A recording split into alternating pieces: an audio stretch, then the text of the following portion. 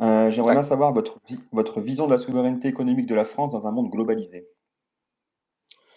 Alors, ma vision de la souveraineté économique de la France dans un monde globalisé. Alors, on est un monde globalisé, mais on est aussi un monde qui va vers la déglobalisation, très clairement. Elle est voulue et elle commence.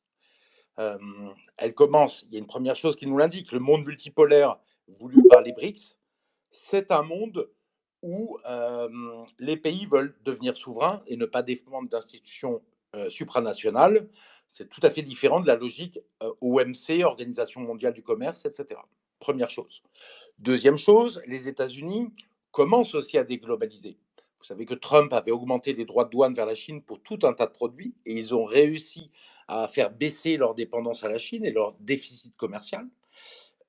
Et Trump a annoncé d'ailleurs, on verra qui gagnera, hein, mais de toute manière, Biden fait plus ou moins la même chose, qu'il veut des droits de douane pour tous les pays, y compris pour l'Union européenne, hein, les pays de l'Union européenne. Donc, pour faire revenir les entreprises. Donc, il y a une vraie volonté de déglobaliser et de faire revenir la production sur le sol de la nation un peu partout.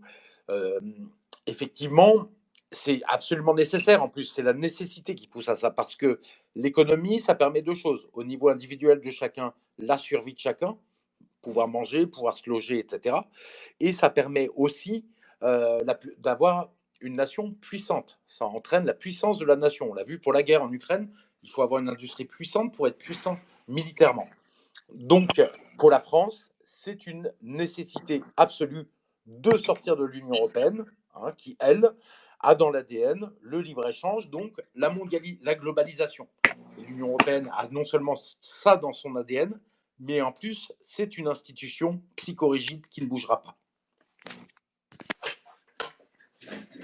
On peut continuer sur le sujet, hein, ça vous fait déjà quelques petites choses.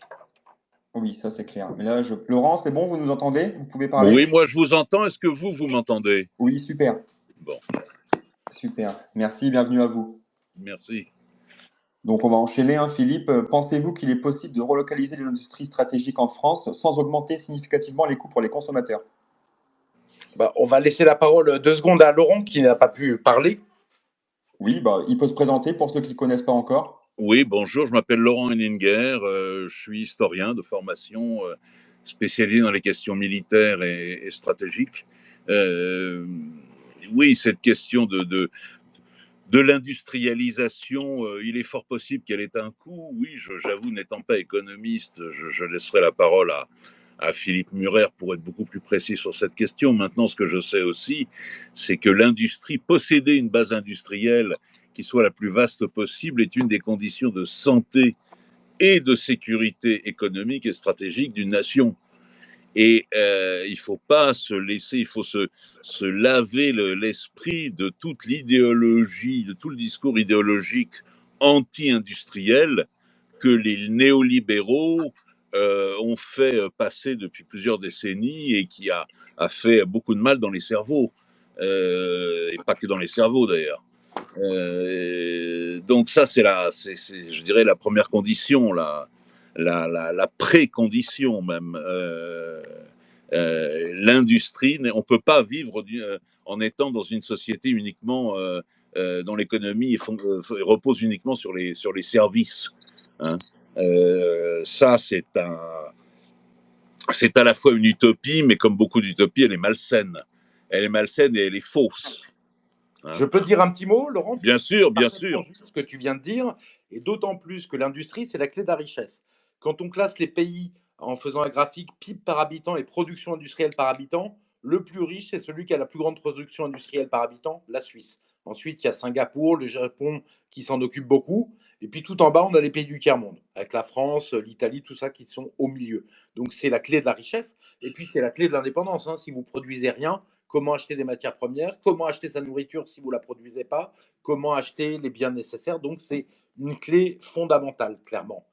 Alors, en fait, tout cela va être fait sur votre question, sans augmenter, grosso modo, trop les coûts pour les consommateurs qui sont déjà éreintés. En fait, on va le faire progressivement. Bien sûr, il ne faut pas tout d'un coup, vouloir tout faire d'un coup. Il faut le faire progressivement réindustrialiser avec toute une stratégie et progressivement, grâce à la réindustrialisation, augmenter les salaires. parce que la réindustrialisation, ça crée de la richesse, donc on peut réaugmenter un peu les salaires. Donc tout cela va ensemble, hein. Et l'idée, hein, tout simplement, c'est de faire une politique économique gaulliste, c'est-à-dire le fabriquer en France, affiché partout. Si c'est fabriqué en Chine, ça doit être affiché sur tous les produits avec un petit drapeau français, chinois, allemand, etc. Donc de façon très claire pour que les consommateurs puissent choisir ceux qui les achètent. Deuxième chose, du protectionnisme intelligent, défensif d'abord, par exemple, sur les voitures électriques, pour pas qu'on se fasse détruire le cœur de notre industrie, qui est l'industrie automobile, et offensif aussi pour développer de nouvelles filières. Par exemple, la voiture à hydrogène, on en reparlera peut-être, à mon avis, est une filière plus prometteuse à long terme que la voiture électrique, on en reparlera. Eh bien, le protectionnisme intelligent permet de développer la filière en France avant d'acheter en Chine. Troisième point, le patriotisme économique, la commande publique faite avec les impôts des Français, qui est quelque chose d'important, hein, en termes de milliards d'euros, doit être réservé aux entreprises françaises avant tout, ce qui n'est pas le cas dans l'Union européenne. Quatrième point, l'État stratège, la planification, c'est ça qui va nous permettre de construire, par exemple, de remplacer les trains diesel par des trains à hydrogène, de faire en sorte que l'aviation civile dont nous sommes les leaders avec Airbus, eh bien nous le restons quand ça passera à l'aviation à hydrogène. C'est très possible que ça passe dans pas si longtemps. Et dernier point, le nucléaire, pour développer le nucléaire. Donc ça permet à la fois de développer des filières, à la fois de s'enrichir, à la fois de créer des emplois. Donc c'est tout bénéfice pour nous. Sur les prix, je voulais revenir un petit peu sur les prix. Les coûts chinois, vous l'avez remarqué, ils augmentent, hein, aujourd'hui, hein. C'est pas donné maintenant, les produits chinois, et ils augmentent de plus en plus. Donc l'idée, c'est faire revenir progressivement la production pour enrichir les Français, pour augmenter les salaires, et on n'aura pas de problème. Regardez la Suisse, le pays est cher, ils produisent de façon relativement chère, mais comme les salaires sont très élevés, ils s'en sortent complètement. Voilà ce que je pouvais vous dire là-dessus. Super, merci beaucoup Philippe. Encore une autre question. Quelle est votre opinion sur l'avenir de l'euro pour les pays du sud de l'Europe comme la France et l'Italie, et est-il tenable pour eux de rester dans la zone euro à long terme? Je pense que Laurent. Non, non.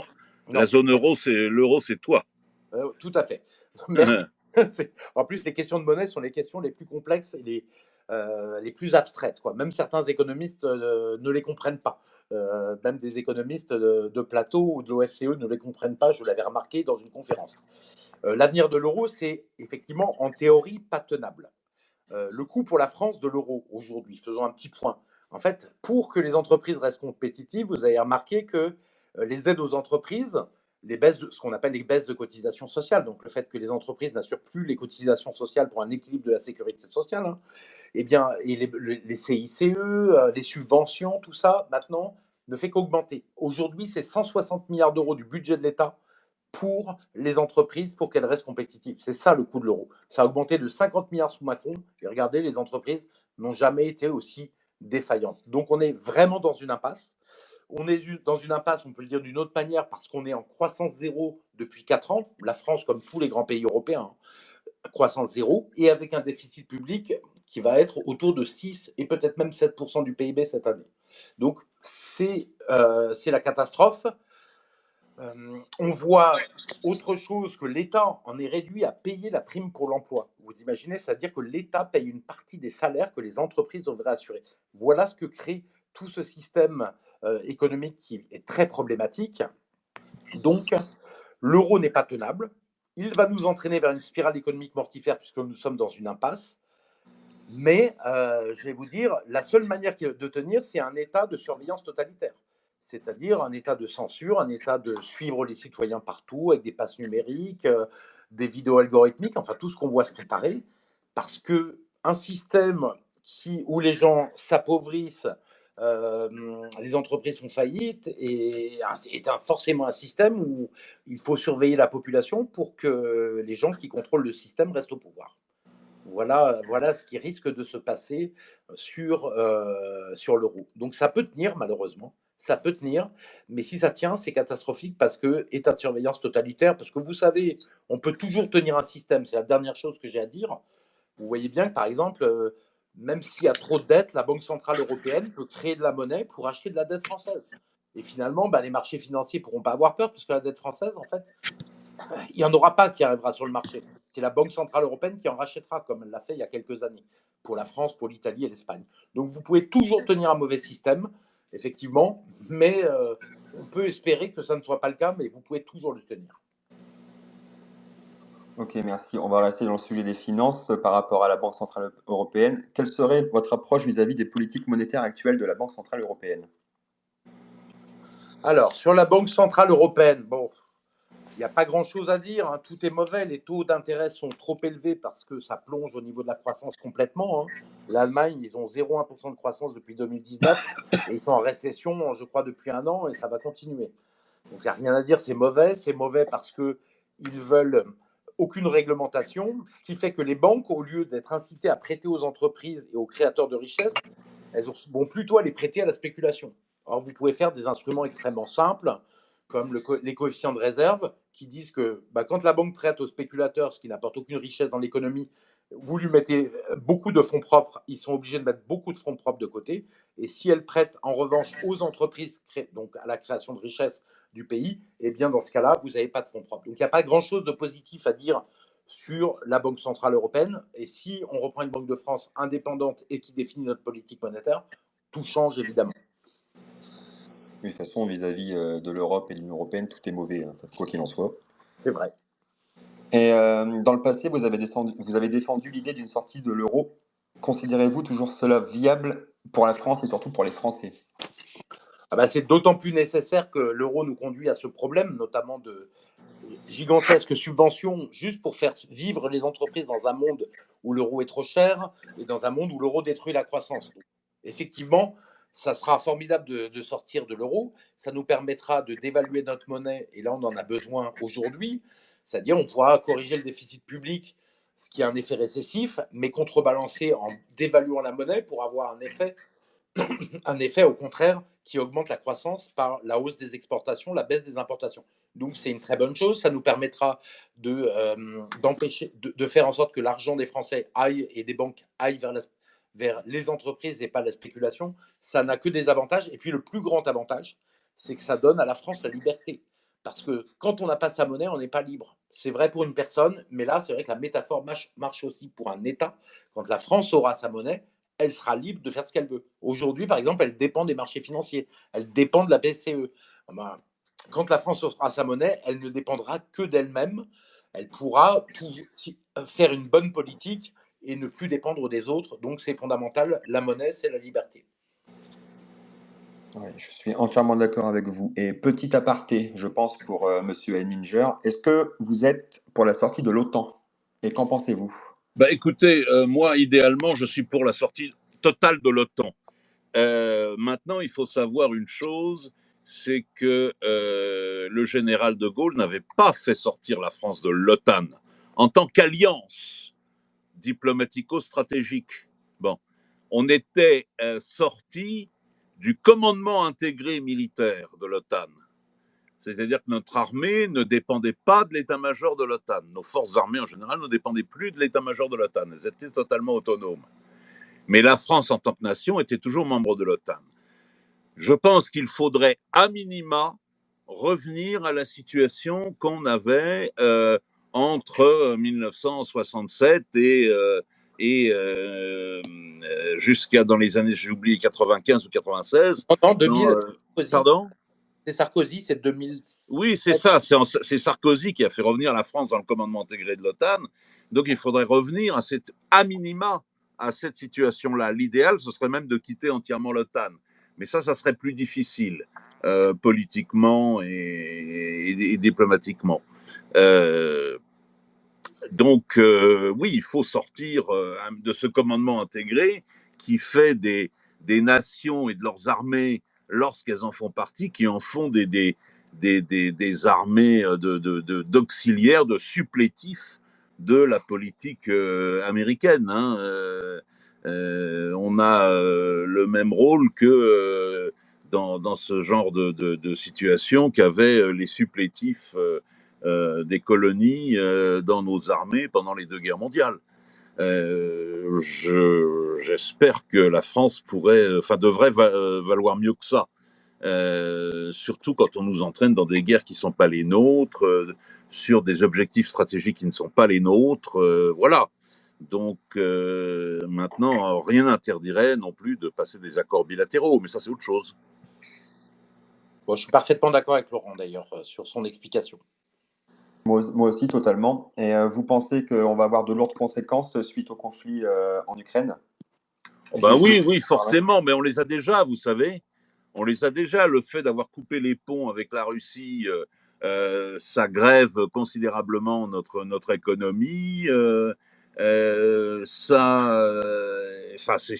C'est complètement infernal. Ça nous oblige à nous atteler à un discours qui est à la fois pro-américain, mais également pro-allemand, qui est délirant. Et puis, c'est en train d'affaiblir considérablement nos armées parce qu'on leur envoie une partie de notre matériel. Déjà qu'on n'en a pas beaucoup, déjà qu'on a du mal à le remplacer, on a du mal à le payer. Voilà, bon, là, on vient de leur accorder 37 milliards d'aide. Oui, mais en même temps, on en aurait besoin pour combler le déficit de la dette française. Enfin bon, tout est à l'encan. Hein, donc, oui, on n'a vraiment rien. Et c'est une guerre qui, je le répète, n'est absolument pas vitale pour nous. Hein, absolument pas. Laurent, je complète sur les conséquences économiques en 2 mots. Oui, bien sûr. Ça détériore à la fois la croissance de la France, parce que l'énergie est quand même chère, malgré les boucliers, elle est très chère. Bien sûr. Donc ça détériore l'industrie et ça détériore le déficit public. Donc croissance et déficit public. J'ai fait un travail sur le sujet, hein, et juste en regardant les chiffres disponibles, le coût en termes de déficit public, c'est 50 milliards d'euros par an pour la France. Le plus grand coût étant les 95 milliards du bouclier énergétique sur 2 ans et demi. Donc 50 milliards d'euros, ça veut dire que le déficit public serait 1,7% plus bas s'il n'y avait pas eu la guerre en Ukraine, et ceci chaque année depuis 2022. Voilà, donc les conséquences, tu as raison Laurent, sont absolument catastrophiques. Ouais. Et on mesure pas encore à quel point. Ouais, c'est énorme. C'est monstrueux, Et même pour les Ukrainiens, d'ailleurs, je ne sais pas quel était leur intérêt. Enfin bon, ça nous ferait entrer dans un tout autre débat qui serait très long et très complexe, qu'on pourra voir une autre fois si vous voulez. Mais je ne sais même pas vraiment quel était l'intérêt des Ukrainiens de faire ça, parce que leur pays est détruit, leur population est quasi détruite. C'est-à-dire entre les millions d'Ukrainiens qui sont partis de ce pays, qui sont pas prêts d'y revenir, ceux qui sont morts, la jeunesse qui meurt au front dans des proportions gigantesques, le pays qui est entièrement, enfin dans une grande partie du territoire est désormais miné, alors que sont parmi les terres agricoles les plus riches du monde, hein, entre parenthèses. Le pays qui est miné, qui va prendre des décennies, peut-être même des siècles à être entièrement déminé, les infrastructures qui sont détruites, etc. L'Ukraine, de toute façon, est perdante. Hein. C'est une catastrophe pour eux, pour nous, pour les Russes aussi, parce que pour les Russes, à plein d'égards aussi, ils en bavent et leur économie prend cher. Voilà, bon, cette guerre est vraiment du n'importe quoi. Vraiment du n'importe quoi. Et on peut pas nous tenir le discours lénifiant et moralisateur facile du pauvre petit pays agressé, etc., etc. C'est beaucoup plus complexe que ça. L'Ukraine a été instrumentalisée par les anglo-saxons pour faire la guerre à la Russie et pour plomber la Russie. Et ils font la guerre avec du sang ukrainien, en quelque sorte. Il faut arrêter de nous parler du danger d'une Russie prête à conquérir le monde, avec un Poutine qui serait un Hitler, etc., etc. Ça, c'est de la propagande éhontée et grotesque. Surtout qu'il aurait voulu le faire, il l'aurait déjà fait depuis bien longtemps. Mais évidemment, quant à la Russie qui veut conquérir le monde, ça fait un petit moment qu'on nous fait, qu'on nous chante cette chanson-là. Déjà pendant la guerre froide, on nous l'a chantée. La Russie n'a jamais eu les moyens d'envahir qui que ce soit en dehors de ses frontières, de ce qu'ils appellent leur étranger proche. La Russie est un pays qui est un impérialisme local, comment dire, qui cherche éventuellement à conquérir ou à contrôler des pays dans sa proximité pour avoir une sorte de rideau défensif. Mais la Russie n'a jamais eu ni l'envie ni les moyens de conquérir le monde. Pourquoi faire d'ailleurs? Faut arrêter les fantasmes. D'ailleurs, intéressant, c'est que ce fantasme-là, c'est ce qu'on appelle en psychanalyse une projection, c'est-à-dire que vous prêtez à l'autre des sentiments qui sont en réalité les vôtres.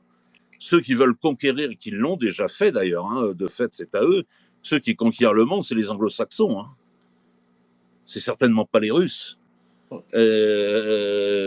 sauf que vous accusez votre chien d'avoir la rage, comme disait le vieux proverbe. Voilà, donc... Ouais, parfaitement juste. En plus, je pense qu'on a beaucoup de convaincus de ce que tu dis, Laurent. Bon, bah écoutez... Ah bah oui, de toute façon, il ne faut pas se fier à ce que disent BFM, tout ça. Nous, on n'est pas... Je sais bien. De près ou de loin, on ne veut pas en avoir de conséquences et tout ce qui s'ensuit, c'est pas notre guerre, ça ne nous regarde pas déjà, premièrement. Donc voilà. Lily, si tu veux prendre la parole, tu peux, n'hésite pas. Oui, donc je réitère, bonjour Monsieur Murer et bonjour Laurent. J'ai une question à vous poser d'un auditeur Oui, bonjour. qui a posté ça dans la bulle. Donc je vais vous dicter la question de cet auditeur. Donc sa question est celle-ci. Alors, comme les politiques n'ont pas l'air de vouloir bouger, pourriez-vous aborder les solutions qui ne dépendent pas d'aval politicien? Merci. Alors là... On n'entend pas, en fait. On n'entend rien du tout. Là, c'est la colle, cette question.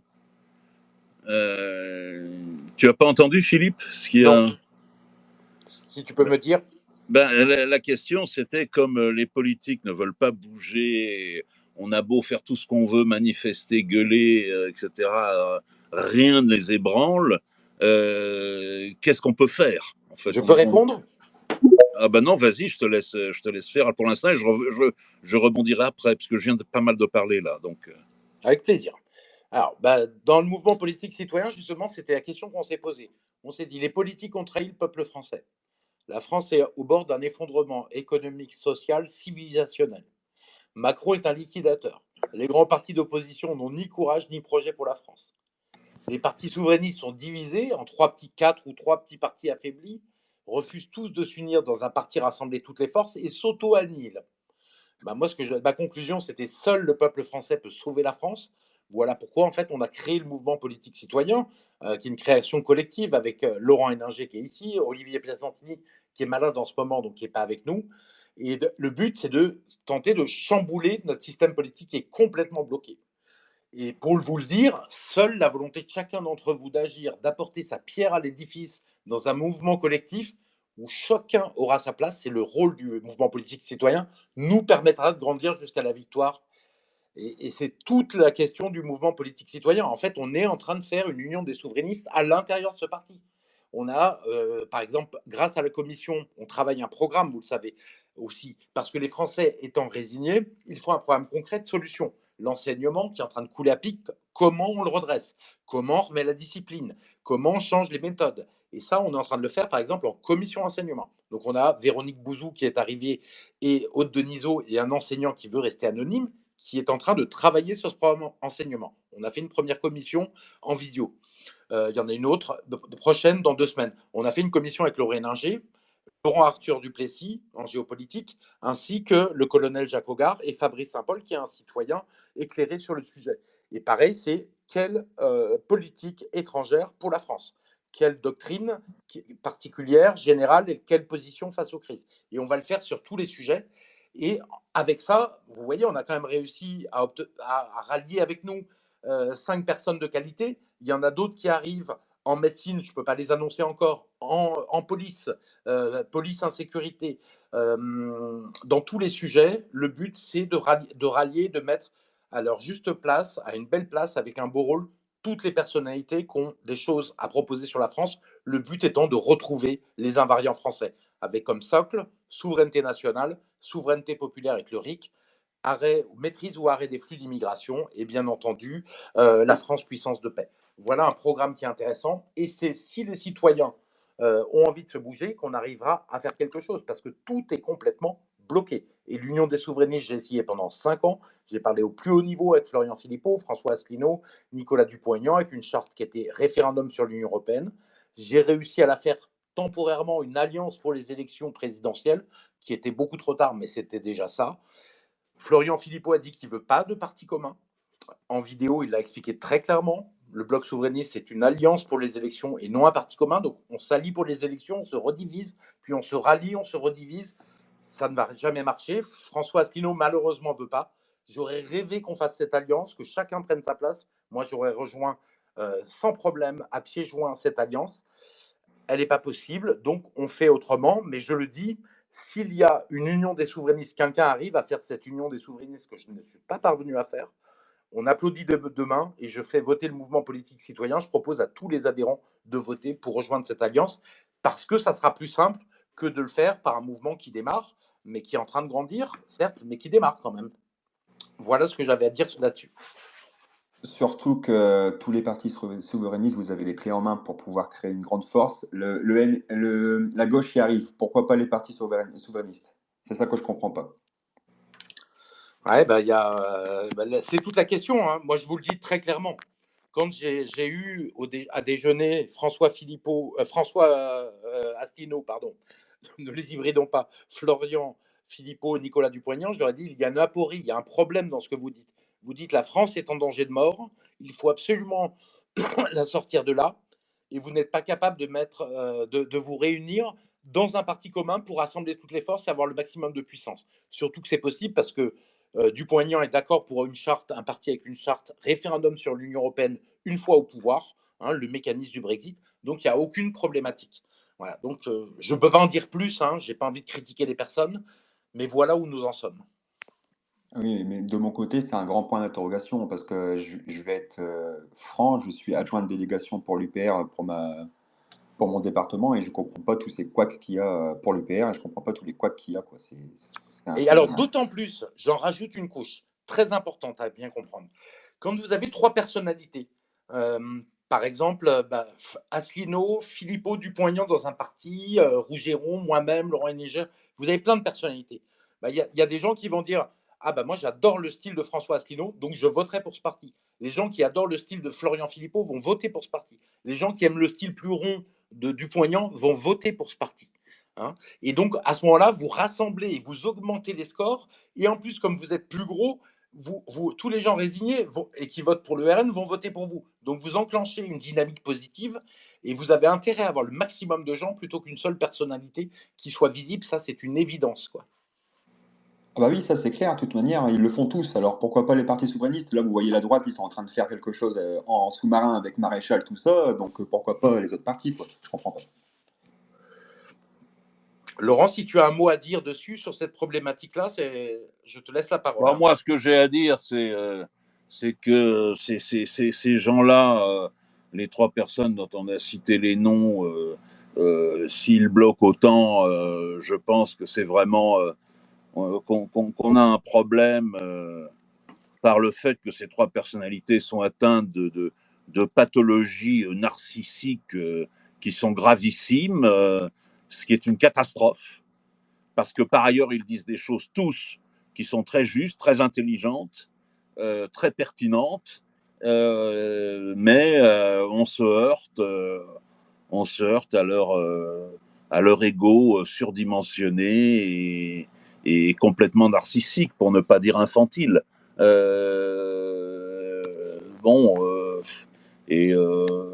Alors il y a peut-être des degrés d'infantilisme et de narcissisme différents entre Asselineau, Philippot et Dupont-Aignan, c'est possible. Moi j'ai ma petite idée là-dessus. Je pense qu'il y en a un qui est pire que les 2 autres, mais bon. C'est vraiment catastrophique. Alors que faire? C'est vrai que quand les politiques ont tout verrouillé et tout ça, c'est catastrophique parce que ça va pousser les gens à la révolte physique, et ça, c'est la dernière chose à souhaiter.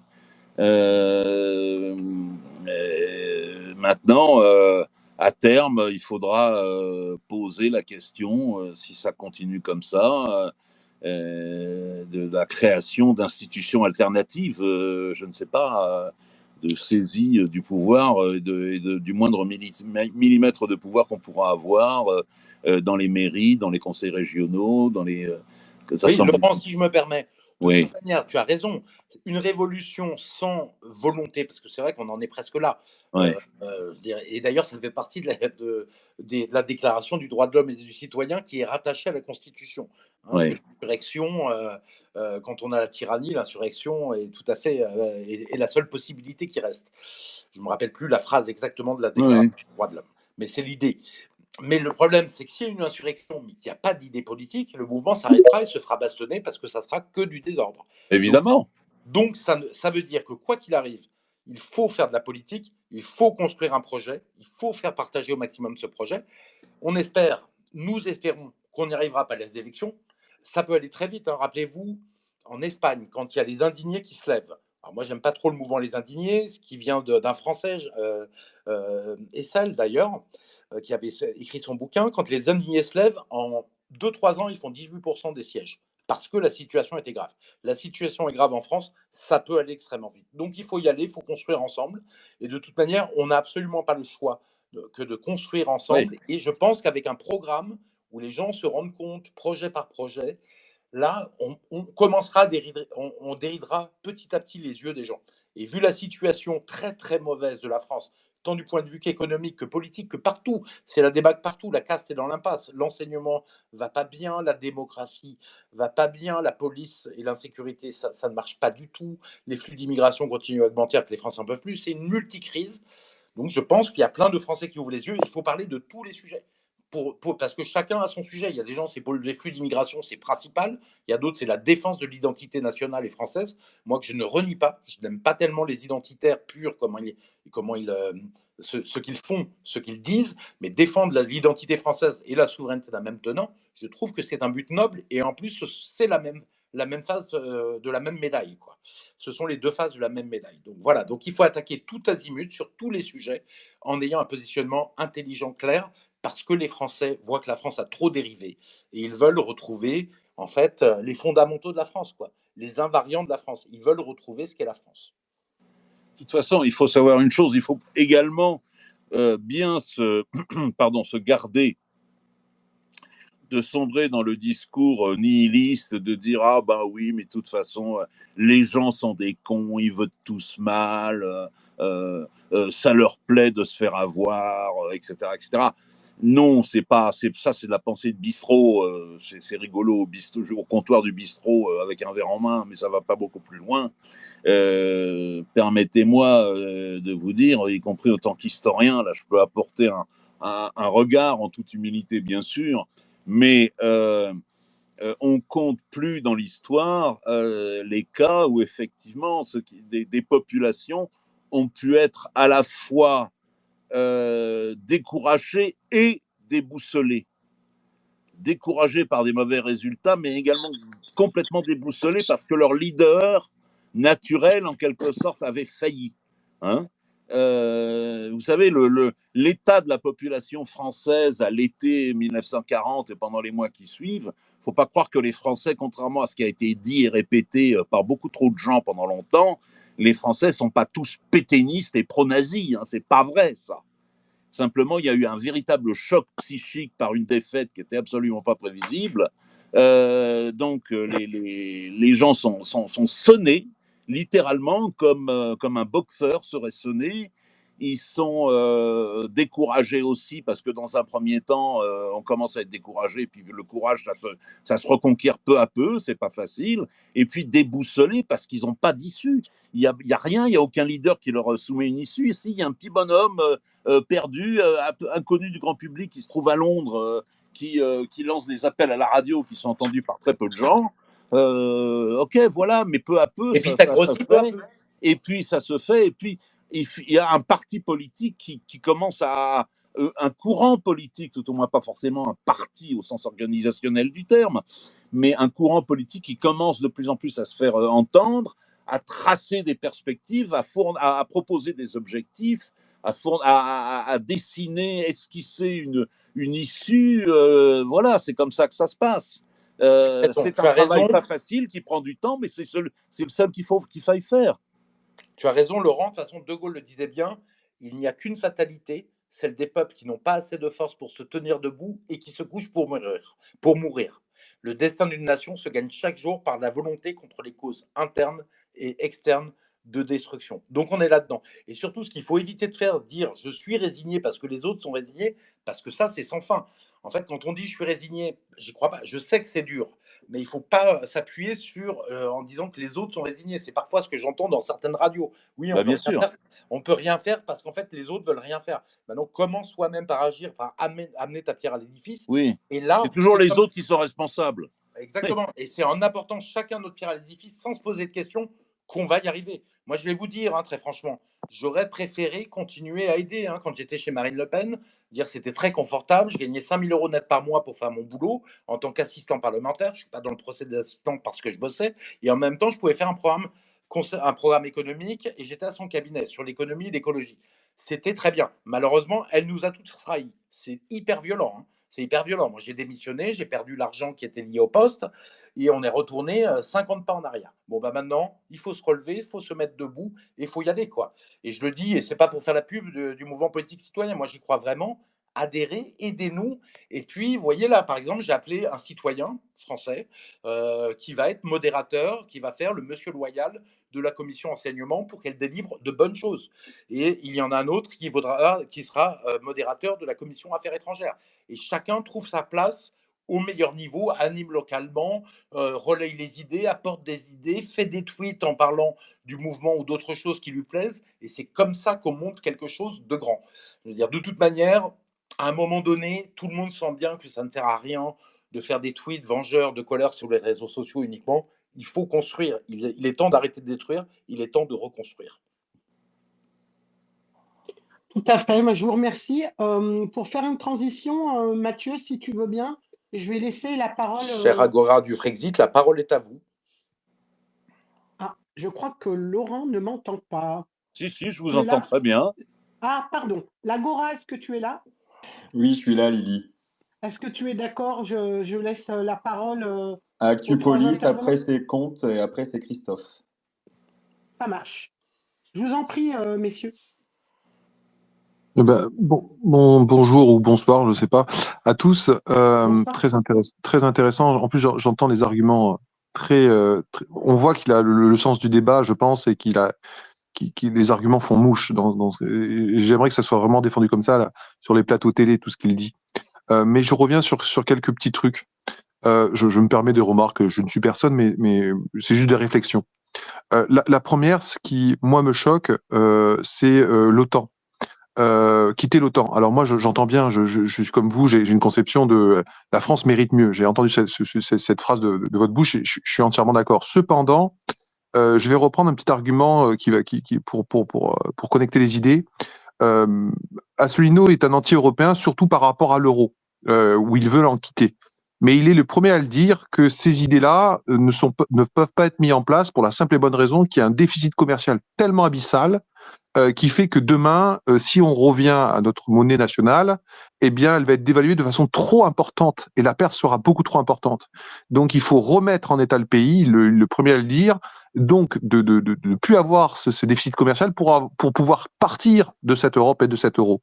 Il est le premier à mettre des conditions à ce départ pour que ça se passe très bien, pour que la France se relève sans trop avoir la gifle à la gueule. Eh bien, l'OTAN, c'est pareil. L'OTAN, la conception un peu mafieuse de l'OTAN, la conception un peu mafieuse, c'est je te protège et tu me payes un impôt. C'est de la mafia. Hein. Oui. Voilà, les gens ne savent pas, vous le savez, mais je le répète sur le chat, 1 à 2 ou 3%, je ne me rappelle plus, du PIB d'un pays doit être payé aux États-Unis pour sa protection.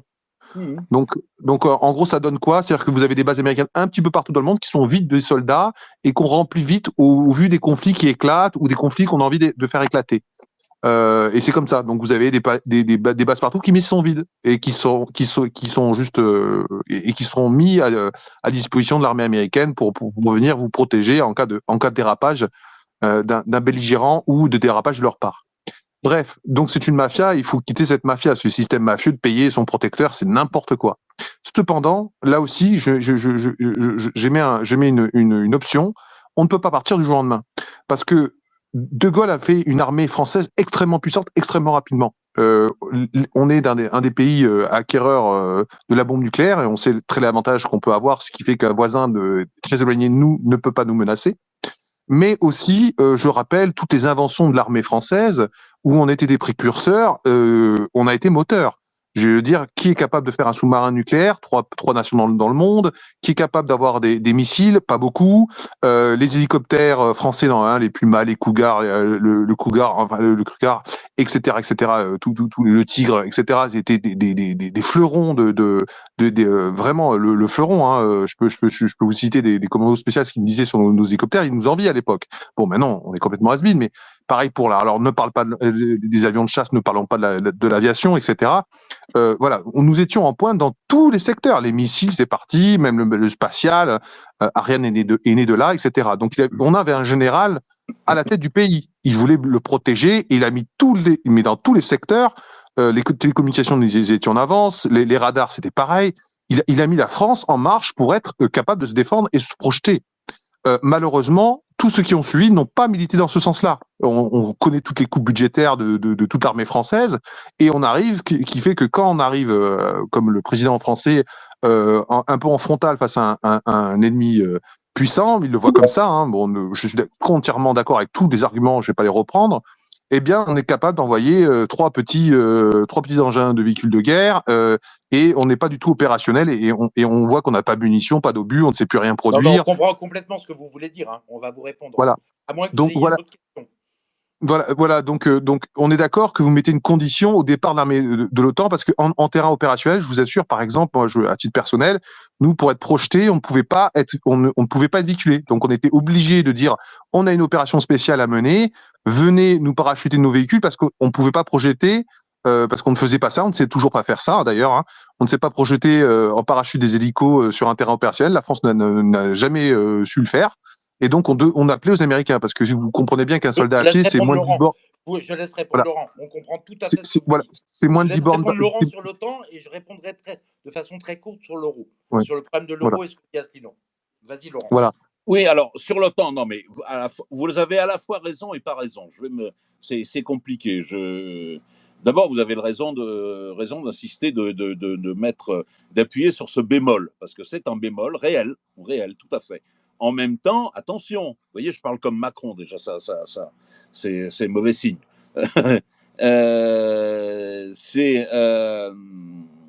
Comment dire, en même temps, donc, on n'est pas complètement nu. Hein. Et puis, ah oui, si, je sais pourquoi je voulais dire en même temps. En même temps, attention, c'est ce que j'ai dit tout à l'heure dans mon intervention. Oui, dans l'absolu, il faudrait quitter l'OTAN complètement.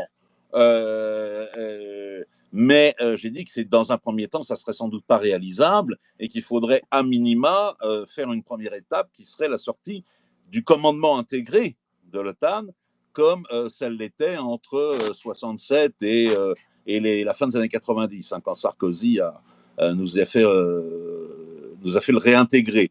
Bon, maintenant, on n'est pas. C'est vrai que l'armée française est dans un sale état pour tout un tas de raisons, mais elle a quand même de beaux restes. Alors ça serait pas sur un claquement de doigts là encore, hein, mais de toute façon dans la vie et a fortiori dans ce genre de domaine, rien ne se fait sur un claquement de doigts. Hein, faut pas rêver non plus. Hein. Voilà. Donc il faudrait la réformer, comment dire, faire tout un tas de mesures organisationnelles, administratives, budgétaires, tout ce qu'on veut. Il y a tout un tas de travaux à faire. La liste est longue, très longue. J'y réfléchis depuis pas mal de temps et c'est une tâche, ça serait une tâche absolument titanesque. C'est vrai. Sur la question des armements proprement dit, du hardware, hein, comme on dit, eh bien, attention, on n'est pas, je vais parler très vulgairement, mais on n'est pas complètement à poil non plus. Hein, c'est pas vrai. On a encore une industrie militaire de très bon niveau, qui est parmi les meilleurs du monde, on n'est pas complètement nus. C'est pas vrai. Permets, Laurent, même s'il y a des gens qui font tout pour essayer de la détruire de plus en plus. Ça, c'est réel aussi. Mais voilà, donc la situation est pas, elle est grave, elle est proche de la catastrophe, mais elle n'est pas encore catastrophique. Alors, Laurent, je me permets. Ouais. Je me permets. De toute manière, on ne va pas faire des offensives avec notre armée. Première chose. Mais bien on sûr. n'est pas à l'offensive. D'ailleurs, le MPC, Mouvement politique citoyen, c'est la France puissance de paix, puissance d'équilibre, qui s'est formé, comme le dit souvent Laurent Ninger, pour combattre l'empire romain germanique, l'empire que voulait recréer l'Allemagne. Et la France a ça dans ses gènes. Donc la France n'a pas de vocation à l'offensive. Première chose. Deuxième chose, vous oubliez juste une chose, c'est que pour la défensive, on a quand même quelque chose d'extraordinaire. On a une des plus grandes forces de dissuasion nucléaire du monde. Je veux dire, on a une force très puissante. Donc, personne ne va nous attaquer. En plus, est-ce qu'il y a des menaces aujourd'hui que la Russie ou la Chine nous attaquent ou que les États-Unis? Certainement pas. Et on est beaucoup moins à poil que tous nos voisins européens qui n'ont pas d'armée, à part l'Angleterre qui a une armée un peu... Voilà, qui a quand même une armée de bon niveau. Les autres n'en ont pas. Donc, ne nous le plaignons pas. Je n'ai absolument aucune angoisse vis-à-vis de la défense nationale de la France. Il faut reconstruire, comme le dit Laurent. Il y a plein de choses à faire. Sur les drones, où on a pris du retard à cause des programmes européens, allemands, etc., qui nous ont embêtés comme d'habitude. Il y a plein de choses à faire, mais on n'a aucun problème d'avoir le territoire qui risque d'être envahi à court terme et même à moyen terme. On a la dissuasion nucléaire et donc c'est une arme gigantesque là-dedans. Et au contraire, c'est rester dans l'OTAN qui nous entraîne vers la guerre, vers la Russie. Mais oui. Donc je suis tout à fait d'accord avec Laurent. Oui. C'est le commandement intégré qu'il faut quitter. Il faut arrêter le caniche des Américains. La France, puissance d'équilibre. D'ailleurs, on peut très bien commencer à parler, si on sort de l'Union européenne, etc., parler aux BRICS, sans s'affilier aux BRICS, mais parler aux BRICS. Et ça, ce n'est pas un problème. Et la France, puissance d'équilibre, la paix sera encore moins menacée.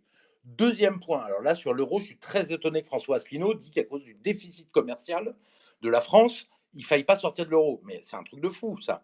Parce que le déficit commercial, il est causé par la destruction de nos entreprises par l'euro et par l'Union européenne. Donc, au contraire, on ne va pas rester dans l'Union européenne et l'euro pour détruire nos industries et être de plus en plus faibles, parce que ça sera plus on est faible, plus c'est dur. Donc, je pense que il y a un contresens complet.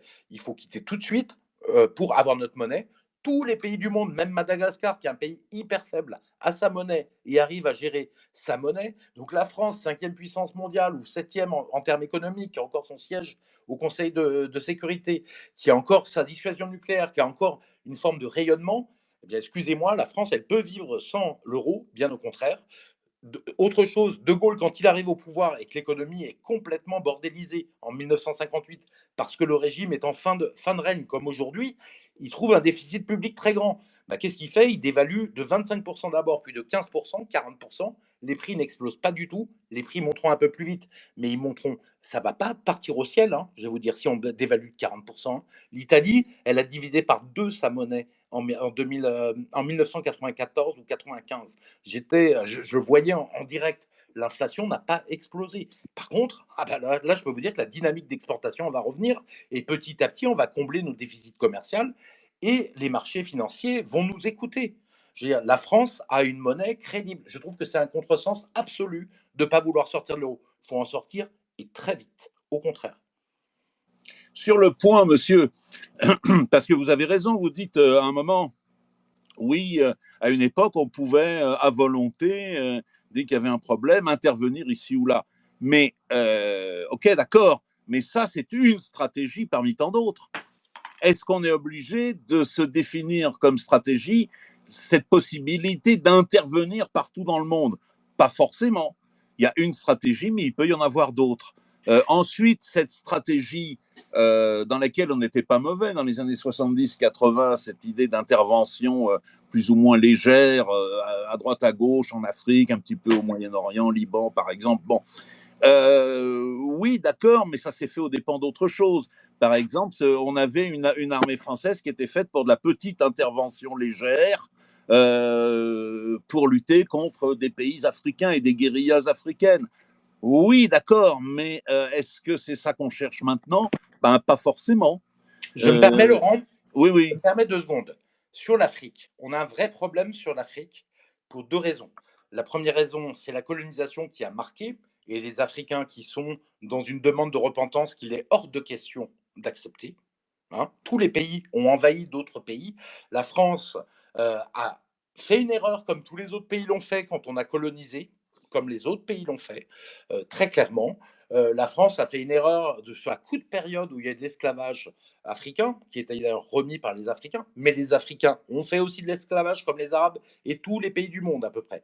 Donc, je veux dire, on va arrêter la stratégie de repentance qui est de salir le pays, qui est de détruire le moral de pays et donc de la population.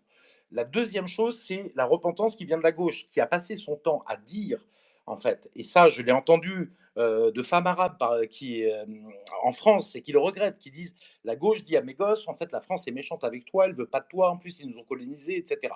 Donc, en fait, on a une situation inextricable. Donc, je pense qu'il faut un peu calmer les choses avec l'Afrique, à la rigueur s'éloigner peut-être un peu. Laurent nous donnera son avis, qui est plus géopolitologue que moi, on n'a jamais discuté de ce sujet. S'éloigner un petit peu, leur dire voilà, nous voulons des relations apaisées avec vous.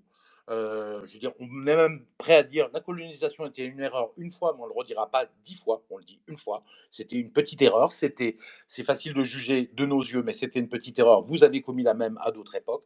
Maintenant, on veut des relations apaisées, je veux dire, et on ne fera pas de repentance perpétuelle pour salir la mémoire de la France. Vos pays ont le droit d'être grands, respectés, la France a le droit d'être respectée. C'est un petit peu ça, moi, je pense, en stratégie géopolitique, parce que c'est extrêmement compliqué. Je ne sais pas ce que tu en penses, Laurent. La Oui, relation oui. avec l'Afrique est devenue extrêmement compliquée à cause de ces choses-là. En plus, il faut savoir une chose, c'est que cette politique un petit peu facile qu'on pouvait avoir dans les années 60, 70 et voire 80 d'intervention ici ou là dans des pays dits du tiers-monde, ça n'est plus possible maintenant, de moins en moins. D'une part pour des raisons politico-stratégiques, diplomatiques, etc., mais également pour des raisons militaires, parce qu'il y a de plus en plus de pays qui sont armés maintenant, et qui sont bien armés. Donc, on ne peut pas non plus leur déclarer la guerre comme ça, sur un claquement de doigts. Vous prenez C'est un pas pays notre comme... intérêt, hein. C'est pas notre Pardon? intérêt. C'est pas notre intérêt. Mais non, non, non, non, non. Il faut savoir développer une vraie politique, une vraie stratégie. On n'a pas de stratégie en France. On n'a pas de stratégie en France. Et la stratégie, c'est quelque chose de vaste. C'est beaucoup plus vaste que la simple tactique militaire, par exemple. La stratégie, c'est être capable d'aller casser la gueule à quelqu'un, mais c'est aussi être capable justement de décider de ne pas le faire. Hein. La puissance, c'est ça aussi d'ailleurs. Hein. La puissance, c'est pas uniquement rouler des mécaniques et donner des claques partout autour de soi. Ça, c'est la caricature de la puissance. En général, ceux qui agissent comme ça sur l'échiquier international, un jour ou l'autre finissent par le payer. Hein. Bon, pour l'instant, ça marche pour les Américains qui procèdent de cette façon-là depuis un siècle et demi. Je ne sais pas s'ils vont pouvoir le faire encore pendant aussi longtemps. On verra. Mais comment dire, il faut justement avoir une politique, avoir une stratégie, et au service de cette politique et de cette stratégie, avoir des moyens réels, efficaces, efficients et opératoires, qui soient à la fois des moyens militaires, bien sûr, mais également des moyens diplomatiques, avec d'authentiques diplomates capables de discuter, même dans les pires situations, de négocier des choses avec efficacité et discrétion s'il le faut.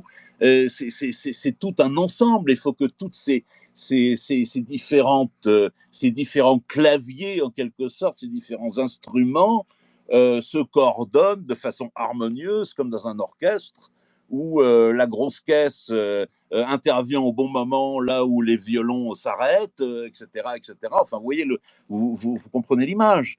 Et je me permets, Laurent, Ouais. je donne un exemple de ce que tu dis qui est parfaitement juste. La Chine, en jouant le rôle de puissance de paix au niveau diplomatique, entre guillemets, en ce moment sur la scène internationale, notamment sur l'Ukraine et sur Israël. Et elle a réussi d'ailleurs à faire une sorte de paix entre l'Arabie saoudite et l'Iran, qui était en guerre. Eh bien justement, sa puissance a augmenté alors qu'elle n'a pas tapé. Elle a justement, parce qu'elle a agi, pas au point de vue militaire, mais au point de vue diplomatique. Donc là-dessus, c'est ça qui gagne, c'est ça qui est gagnant, tu as tout à fait raison. Ouais, ouais. Voilà, et il faut combiner cet ensemble, le gant de fer, la main de velours, et on pourrait multiplier les images de ce genre pendant longtemps, mais j'espère que je vous ai répondu, monsieur. Mais vous pouvez être en désaccord avec moi encore, on peut en discuter. Non, mais je pense qu'Actu a très bien compris. On va faire tourner la parole si vous le voulez bien. Donc, compte de campagne, ensuite Christophe, Malik et Katoyo. Agora du Frexit, on attend votre reprise de parole. Je suis là, vous n'inquiétez pas, Bonsoir. Lily fait partie aussi de l'Agora du Frexit, donc pas de problème. Bonsoir à tous. Oui, j'ai une question, c'est très intéressant. J'ai une question très rapide, honnêtement. J'écoutais M. Muller parler de travailler avec tous les souverainistes. Après, je pense que c'est un oubli, mais c'est pour être sûr, parce qu'il a cité Asselineau, Philippot, tout le monde, mais il a jamais cité Kuzmanovic. Qu'est-ce qu'il en était de Kuzmanovic? Parce qu'il dit des trucs aussi intéressants qui vont un peu dans votre sens, quoi. Alors, je suis tout à fait d'accord. Il faut... moi, je m'adresse aux souverainistes de droite et de gauche. D'ailleurs, je suis ni de droite ni de gauche. Je suis gaulliste. Et gaulliste, si vous relisez les mémoires de De Gaulle et tout ce qui a été dit sur De Gaulle par Perfit et d'autres, il ne se définissait ni de droite ni de gauche. Donc, on parle à tout le monde. C'est la première chose. On essaie de relever à la fois le peuple et à la fois la nation, la gauche et la droite. Alors, on a un vrai problématique là-dessus. Je vais être hyper sincère, peut-être trop direct. C'est qu'en fait, tous les gens, vous voyez, qui se définissent de gauche aujourd'hui, purement de gauche, en fait, s'ils rejoignent un parti, en fait, ils se retrouvent bloqués avec leur entourage qui risque de leur dire tu as rejoint des gens de droite, des méchants, voire des fachos, et donc c'est ce que je pensais. c'est exactement ça. C'est exactement la problématique. Donc, ils sont bloqués à ce niveau-là. Sachez que moi, quand j'étais chez Marine Le Pen, j'y étais d'ailleurs parce qu'elle était souverainiste, et dans le programme, c'était écrit sortie de l'Union européenne par référendum. Quand elle l'a abandonné, j'ai abandonné ça. Eh bien, sachez que quand j'allais dans les meetings de Marine Le Pen, quand j'allais chez Florian Philippot, Asselineau, etc., j'avais autant de droite que de gauche. Donc, en fait, fondamentalement, si Kuzmanovic veut s'allier, formidable. S'il craint trop que son entourage lui fasse la gueule parce qu'il s'allie avec des, entre guillemets, fachos, ça sera dommage parce que c'est une puissance de moins qu'on a. Mais de toute manière, les souverainistes de gauche viennent voter pour les souverainistes gaullistes. Ça, il n'y a aucun sujet là-dessus. Non, moi, je vais rajouter quelque chose. Je le connais bien, George Kuzmanovic. En plus, c'est un copain personnel, donc voilà.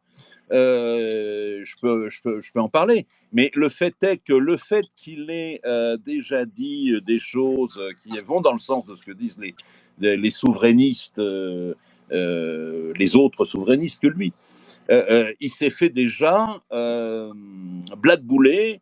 Il est ostracisé complètement chez les gens de gauche. Dès qu'il apparaît dans une manif de gauche, lui et ses militants se font agresser physiquement, casser la gueule. Il y a un véritable terrorisme qui règne à gauche sur ces questions. Et c'est pas facile pour eux. C'est pas facile pour eux. Alors c'est vrai qu'ils y mettent pas du leur non plus. Ça, je me suis déjà un peu engueulé gentiment entre copains avec Georges Kuzmanovic, mais je lui ai dit, mais tu sais, maintenant que tu es déjà ostracisé, de toute façon, tu ne pourras rien faire. Ils n'accepteront plus. Mais je pense qu'il y a des milliers, pour ne pas dire des millions de Français qui sont sur une ligne similaire, qui sont des gens qui viennent du monde de la gauche et qui ne peuvent rien dire parce qu'ils ont peur de perdre tous leurs amis, ils ont peur de perdre, je ne sais pas, moi, un boulot ou que sais-je.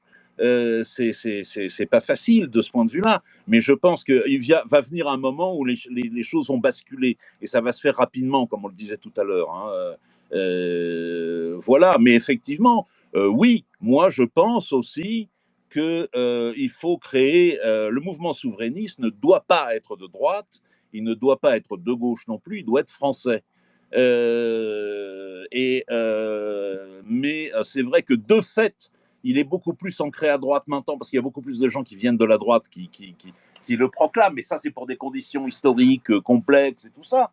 Maintenant, moi, qui viens de la gauche il y a très longtemps, dans une autre vie, qui ai fait ce chemin, je sais que j'ai pas envie de devenir à droite et de rentrer dans un mouvement de droite. Uniquement de droite. Il y a autant de gens qui votent Marine Le Pen, moi je le voyais vraiment, et de militants qui viennent de la gauche que de la droite. Hein. C'est Oui, pas oui, un oui, oui, problème. oui, oui, oui. C'est pas un problème, c'est pas un sujet, quoi. Donc voilà pourquoi c'est pas bon, il n'y a pas grand-chose à en dire. Si Kuzmanovic, il a envie effectivement de vouloir parler, s'allier et s'unir, beaucoup mieux, s'unir dans un parti commun avec les souverainistes de gaullistes, il sera bienvenu. D'ailleurs, il se définit comme gaulliste. Donc franchement, il n'y a pas de sujet là-dessus. Hein. Bah Aucun oui. sujet là-dessus. Aucun sujet.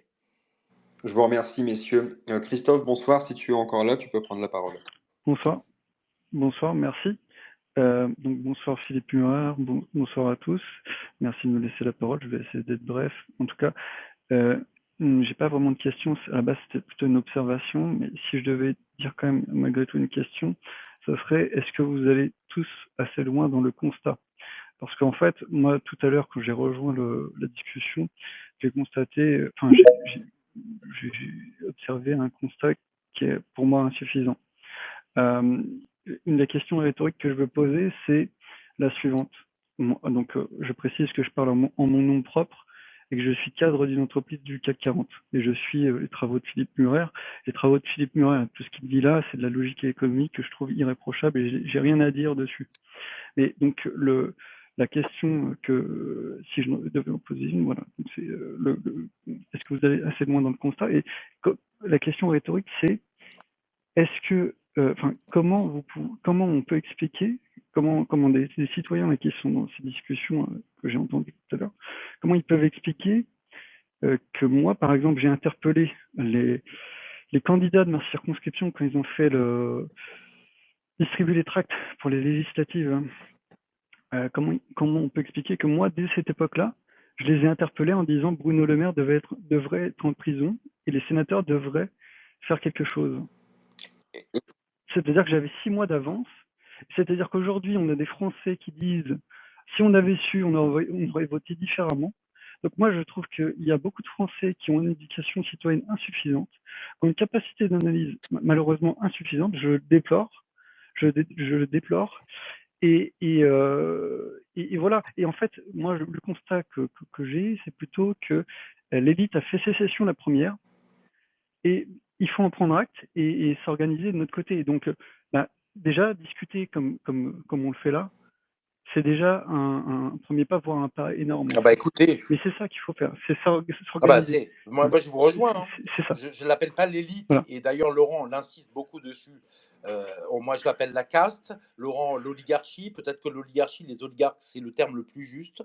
Oui, l'élite a fait sécession. Le bouquin de Christopher Lasch l'avait d'ailleurs annoncé aux États-Unis dans les années 90. C'est arrivé en Europe dans les années 2000 et en France dans les années 2000. C'est très clair. Après, vous avez la chance d'avoir cette perspicacité de voir les choses un peu en avance d'autres citoyens, de la majorité. Tant mieux, réjouissez-en vous. Je veux dire, c'est une vraie qualité que vous avez. Les Français commencent à ouvrir les yeux. Le vrai problème, moi, je vais vous dire, c'est pas seulement le constat, c'est des solutions. Les Français sont sidérés par ce qu'ils voient. Ils sont en colère, ils sont sidérés, mais la colère, ça n'est rien si on ne la dirige pas. Donc cette colère-là, il faut proposer une canalisation. Il faut proposer de faire des actions positives. Il faut proposer des solutions. Et il faut les imposer, nos solutions. C'est ça le but. Et c'est là qu'on gagnera en imposant nos solutions. Parce que le blabla sur les chaînes télé, sur les France Info, sur tout ça, sur des micro-épisodes, sur des micro-polémiques, ça n'a aucun intérêt. Il faut toujours les prendre parce que les journalistes vous l'imposent, pour retourner derrière et apporter des solutions. Et je peux vous dire, j'ai fait la campagne présidentielle de Marine, donc je suis passé devant les journalistes, ça les tétanise. Vous apportez des solutions, c'est ce qui les tétanise le plus. Oui, moi je reprends, j'ai aussi quelques éléments de réponse à vous apporter, monsieur.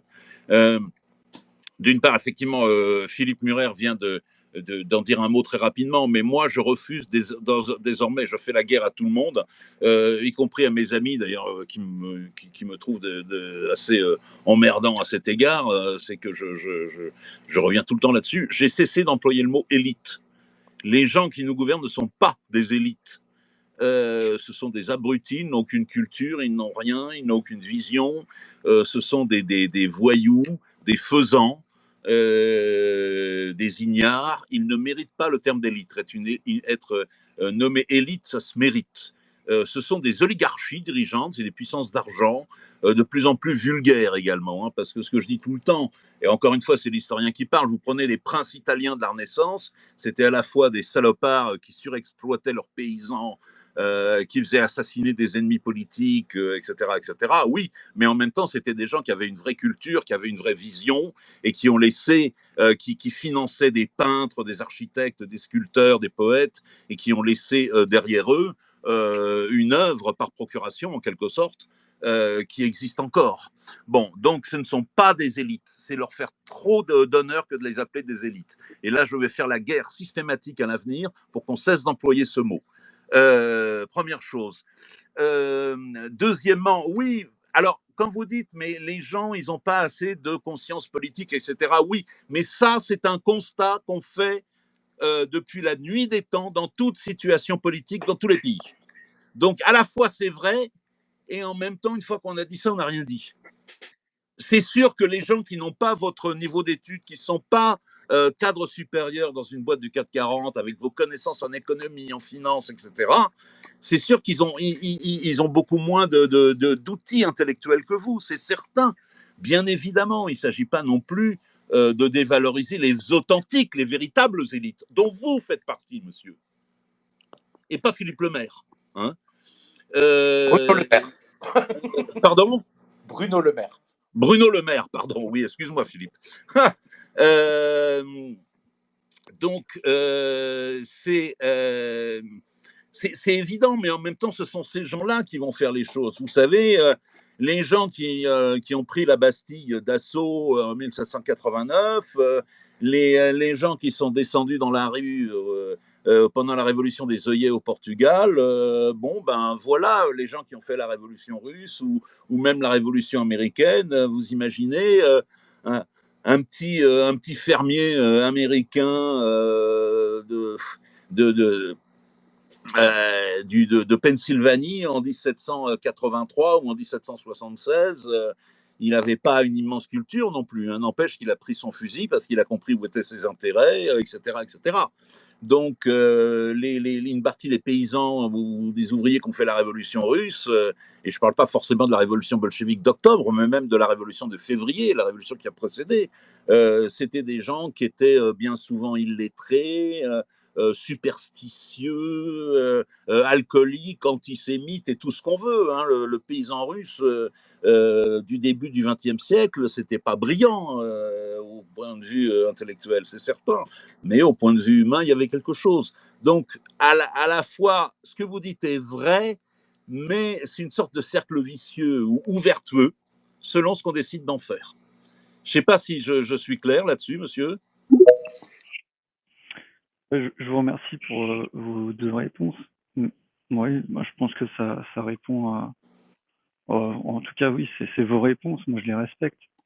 Voilà, moi, de mon côté, en tout cas, juste en 5 secondes, mais moi, j'ai pris acte de cette sécession, que ces personnes ont commencé. Moi, j'ai acheté de l'or. J'ai écouté Charles Gave. Voilà. Non, mais... j'écoute des personnes alternatives. Oui, vous avez raison. Voilà. Non, mais je comprends, monsieur. Voilà. Je comprends. Il faut fonctionner en parallèle. Je veux dire, aujourd'hui. Oui. Non, mais attendez. On ne peut pas se reconnaître dans attendez. Et donc, mais en tout cas, moi, Attendez, je vais répondre à ça également, si vous me permettez. C'est correct. Si vous me permettez, voilà. Je vais répondre à ça également. Il y a deux niveaux de solution. Il y a le niveau individuel, personnel, et le niveau global, collectif, politique. Et les deux ne s'excluent pas l'un l'autre. Hein. Il faut à la fois se préparer personnellement, comme vous le faites, et comme vous dites, ce que vous avez commencé à expliquer. Oui, bien sûr, mais moi je parlais au niveau collectif, global et politique. Ça existe aussi, hein, c'est les deux à la fois, parce que de toute façon, même ce niveau personnel, si rien ne se fait d'un point de vue politique et global, il sera noyé comme les autres. Donc là, c'est l'enjeu, c'est la civilisation humaine qui est en jeu là, hein, carrément. Et effectivement, oui, c'est pas les élites, c'est les oligarchies qui ont fait sécession. Ça, c'est clair, et depuis longtemps. Complètement d'accord, Laurent. Ils ont fait sécession, mais effectivement, il va falloir en tirer les conséquences qui s'imposent, et les conséquences jusqu'au bout. Merci, messieurs. Moi, une petite parenthèse. Vous avez parlé de prise de la Bastille. J'ai une question qui me tarote depuis fort longtemps. Oui. Pensez-vous pas qu'elle a été endiguée, voire forcée et imposée par la franc-maçonnerie? Non. Non? Non, j'y crois pas. J'y crois pas parce que d'une part, c'est donner trop de pouvoir à la franc-maçonnerie. Deuxièmement, la franc-maçonnerie à cette époque-là, attendez, la franc-maçonnerie à cette époque-là, elle était au moins aussi puissante à la cour et dans l'entourage du roi et dans la haute noblesse que dans la bourgeoisie. Elle était même encore plus puissante dans la haute noblesse. Le nombre de nobles, de princes du sang, de gens de Versailles, de la haute administration royale qui étaient francs-maçons était gigantesque. Donc, la légende noire de la franc-maçonnerie, et je vous dis ça, je ne suis pas franc-maçon du tout, et j'ai très peu de sympathie pour les francs-maçons à titre personnel. Hein. Ça, de ce point de vue-là, bon, pour que les choses soient claires. Mais non, c'est trop facile d'expliquer un problème, comment dire, aussi complexe qu'un mouvement d'un peuple entier à coup de manœuvres de ce genre. Je ne dis pas que des manœuvres de ce genre n'existent jamais, hein, bien sûr, ça peut exister. Mais là, en l'occurrence, sur 1789, les francs-maçons, franchement, j'y crois pas. Je me suis posé la question une fois, pour vous dire très franchement, et je m'en étais ouvert à l'époque avec un ami à moi qui était à l'époque un grand spécialiste, un universitaire, un spécialiste de cette époque-là, et de la Révolution française, mais également de l'état de la société française avant 89, et il m'avait expliqué ce que je viens de vous expliquer. La franc-maçonnerie était très présente au plus haut niveau de l'État et de la société. Un peu changé. J'ai changé un peu de robe. Tu m'as fait peur. Ok, merci Laurent. Katayo, c'est à toi si tu veux prendre la parole. Oui, bonsoir à tous, amis Frexiteurs, Lagora, Lily, Monsieur Murer, bonsoir. En fait, j'aurais deux questions à vous poser. Peut-être qu'elles ont été déjà posées, je ne sais pas. Mais c'est des questions qui me taraudent depuis un bon petit moment. La première étant donc concernant l'Europe, à savoir, est-ce que l'Europe va mourir d'elle-même, notamment à travers l'euro, la crise financière s'en vient, donc va forcément poser de gros problèmes, ou aura-t-on un jour, enfin, j'espère, l'élection d'un président qui va amener à pratiquer l'article 50 de la Constitution européenne. Et ma deuxième question est, pensez-vous, oui ou non, que l'avènement du 5 novembre, donc à l'occurrence des élections américaines, puisse amener donc Trump au pouvoir et permettre un duo, voire un trio, à l'occurrence Trump-Poutine, voire Trump-Poutine et Xi Jinping, qui puisse permettre de vraiment éradiquer le mondialisme et les mondialistes qui vont avec. Et alors, oui, et si je peux me permettre, Monsieur Muller, une dernière chose par rapport à Laurent, si je peux me permettre, Laurent, enfin Monsieur Laurent, je sais pas. Oui. J'ai trouvé pas méprisant, mais un petit peu déplacé le fait de dire que pour comprendre les choses, il faut forcément avoir un bagage, alors que maintenant, avec l'accès Internet et les médias et les réseaux sociaux, avec un million d'intelligence, de l'intérêt et du recul, on peut facilement comprendre les choses et s'en servir, quoi, justement, pour argumenter. Je n'ai jamais dit le contraire, je vois pas où vous m'avez trouvé. Ah non, je pensais parce que quand vous parlez justement d'élites, qui pour moi les élites sont des personnes dégénérées et clairement décadentes, quoi. Mais ça dépend, il y a eu aussi dans l'histoire des élites qui étaient tout à fait compétentes et pas dégénérées du tout. Hein. Oui, faut pas tordre le bâton dans l'autre sens non plus. Hein, bien sûr. Si je puis me permettre. Mais et c'est vrai qu'à partir du moment où on a bagage et tout, on a quelques éléments supplémentaires pour mieux comprendre certaines choses. Oui, ça facilite. C'est tout. Mais c'est tout. Ça facilite. On n'a rien d'autre. Par exemple, souvent, j'ai remarqué que les gens qui ont beaucoup de bagages ont moins de courage physique, hein, aussi. C'est vrai, effectivement. Par exemple, vous voyez, donc tout le monde se complète, hein, de ce point de vue-là. Hein. Il faut ni admirer les pseudo-élites actuelles qui ne sont pas des élites, je le répète, et qui ne méritent pas, qui n'ont pas le droit aucune légitimité à être appelés de ce genre, de cette façon. Mais en même temps, il ne faut pas tordre le bâton dans l'autre sens en disant que les élites sont forcément dégénérées. C'est pas vrai. Pas toutes, oui, bien sûr. Il y a une nuance, de gris, on va dire. Et je pense, je me permets, je pense que Laurent voulait dire que les élites n'étaient plus des élites, c'est une caste, c'est une oligarchie, oui, qui est assez méprisable. Mais il ne méprise pas du tout le peuple, Laurent, jamais. Et si vous voulez, je pense, alors je déborde peut-être de ta pensée, mais il y a des gens qui sont du peuple, qui sont autodidactes et qui ont un niveau extraordinaire dans certains domaines, voire dans des domaines plus généraux, avec une vue extrêmement large. Hein. Je parle sous ton contrôle. Entièrement d'accord avec vous. Voilà. Entièrement d'accord avec vous. Oui, mais moi aussi, je le pense. Je réponds à l'Union européenne. Est-ce qu'elle va mourir d'elle-même? Pas sûr du tout. Pas sûr du tout. Vous savez, quand tous les pays, et l'euro était au bord d'éclater en 2011, Qu'est-ce qu'ils font? 2014, ils arrivent à virer Berlusconi du pouvoir pour mettre un homme à eux.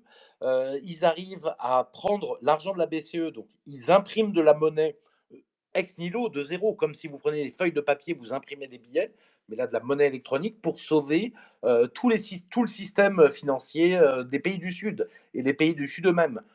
Après, ça crée de l'inflation à terme, ça risque de créer de l'inflation, mais ils sont capables de sauver l'Union européenne comme ça. Et ils iront au bout de leur projet parce qu'ils ont tout misé sur leur projet. Ils voudront aller au bout de leur projet. Et puis, ils ont une autre chose pour sauver, c'est l'état de surveillance totalitaire qu'ils mettent petit à petit en place avec la méthode monnaie, la méthode furtive. Donc, la vidéosurveillance algorithmique, elle reste à Paris après les Jeux Olympiques. La monnaie numérique, elle est en cours. Les passes, les QR codes, tout ce qui permet de vous tracer, ils adorent ça, ils en mettent de plus en plus en place. Donc, c'est quand même leur projet. Hein. C'est leur projet. Et d'ailleurs, il y a un rapport du Sénat où il y avait un sénateur LR qui disait de toute manière, puisque tout est compliqué, que la France devient violente, que ça devient anomique, on sera obligé de mettre en place un état de surveillance. C'était une question, un rapport du Sénat qui se faisait sur la Chine totalitaire et le crédit social. Deuxième point, justement, sur la Chine, les États-Unis. Les États-Unis sont toxiques sur la géopolitique, c'est très clair. En faisant des guerres sans arrêt, tout le monde est au courant maintenant et tout le monde partage cette opinion plus ou moins en France. Par contre, bien comprendre une chose, ne pas être des agneaux. La Chine est toxique sur le plan économique. Elle est en train de déséquilibrer le monde au niveau économique parce que la Chine, elle fait la même stratégie que l'Allemagne qui déséquilibre l'Europe. Elle veut que sa puissance industrielle rayonne partout, quitte à détruire toutes les industries des autres pays. Et donc, qu'est-ce qu'elle fait? Elle avait un excédent commercial de 100 milliards, maintenant c'est 800 milliards. Et donc, la Chine, sous ses dehors très pacifistes, au niveau militaire, est extrêmement agressif au niveau économique et empêche les autres pays de vivre en détruisant l'industrie volontairement. Et c'est volontaire, je vais vous dire pourquoi, et en ne laissant pas les autres pays vivre. Sans industrie, on ne vit pas. Pourquoi ils les détruisent volontairement? La stratégie de Xi Jinping, qui n'est pas si sage que ça, moi c'est ce que je pense, c'est premièrement de faire l'autonomie stratégique par rapport aux États-Unis au niveau technologique, on peut le comprendre, mais c'est de rompre le pacte de prospérité avec les Chinois. Ils ne relancent pas l'économie chinoise qui se porte extrêmement mal, ils ne veulent relancer que l'industrie et les exportations principalement. Et donc c'est quelque chose d'extrêmement agressif, sachant qu'ils subventionnent à coût de milliards d'euros, qu'ils ont un marché intérieur gigantesque, donc la Chine est un réel danger pour la France. Je suis en faux, vous voyez, par rapport à plein de gens, parce que sur le point de vue économique, c'est un problème majeur de survie des autres, et c'est un éléphant, la Chine, qui n'a pas conscience peut-être du mal qu'il fait, ou alors qu'il le fait parce qu'ils n'ont pas le choix, et le but, c'est quand même la première puissance technologique et économique mondiale, c'est ça le but de la Chine. Donc ne soyons pas des agneaux en pointant du doigt les Américains et en disant on va se jeter dans les bras de la Chine, surtout pas. Et par rapport au duo, voire au trio, est-ce que ça semble plausible? Au duo Chine-États-Unis, vous voulez dire? Non, le premier duo, donc Trump-Poutine, et voilà le trio, donc Trump, Poutine, Xi Jinping, pour éradiquer justement le mondialisme. Je pense que Laurent vous répondra mieux que moi. Je vais laisser Laurent répondre, s'il veut bien. Alors, reposez votre question, monsieur, sur ce point précis. Excusez-moi, mais je m'en souviens plus. Oui, donc c'est le 5 novembre, donc arrive d'ici peu de temps, d'ici 15 jours, enfin grosso modo. Et bon, j'espère que Trump va passer aux États-Unis. Et ma question était à travers ça, donc bon, c'est certain que ça va clairement modifier la géopolitique au niveau international, mais à savoir, est-ce qu'il y aurait une possibilité de duo, voire de trio, Trump-Poutine, Xi Jinping, justement pour éradiquer le mondialisme et les mondialistes qui vont avec? Ça fait partie des possibilités. Maintenant, très concrètement, je ne sais pas.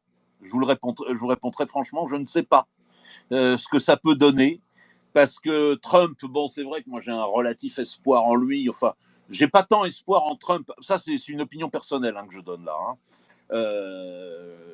J'ai pas tant espoir en Trump, mais j'ai surtout derrière Trump, en fait, j'ai l'idée qu'il faut virer les démocrates. Parce que l'appareil démocrate est vraiment nuisible. Depuis des années, on le voit, ils déclenchent des guerres dans tous les sens. C'est des fous furieux. Bref. Déjà, si Trump peut faire ça, ça sera formidable. Déjà s'il est élu, ce qui n'est pas encore donné, parce que les trucages peuvent encore jouer. Ensuite, une fois qu'il est élu, que l'État profond le laisse faire, ce qui n'est pas joué non plus. L'État profond américain peut très bien lui mettre nombre de bâtons dans les roues. et l'empêcher d'intervenir, d'agir. Poutine, c'est pareil. Il ne faut pas croire que Poutine, contrairement à ce que prétend la propagande occidentale, que c'est un dictateur tout puissant. C'est pas vrai.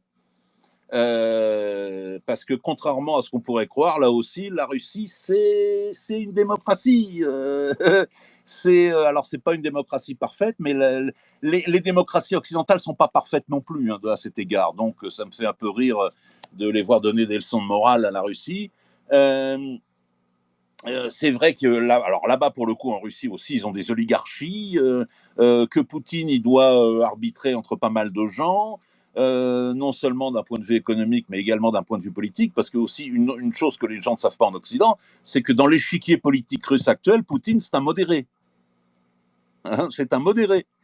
Et ça serait plutôt à la base un pro-occidental. Hein, et c'est les Occidentaux qui lui ont craché à la figure. Mais lui, à la base, il est plutôt pro-occidental. Donc voilà, on ne sait pas exactement ce que ça peut donner.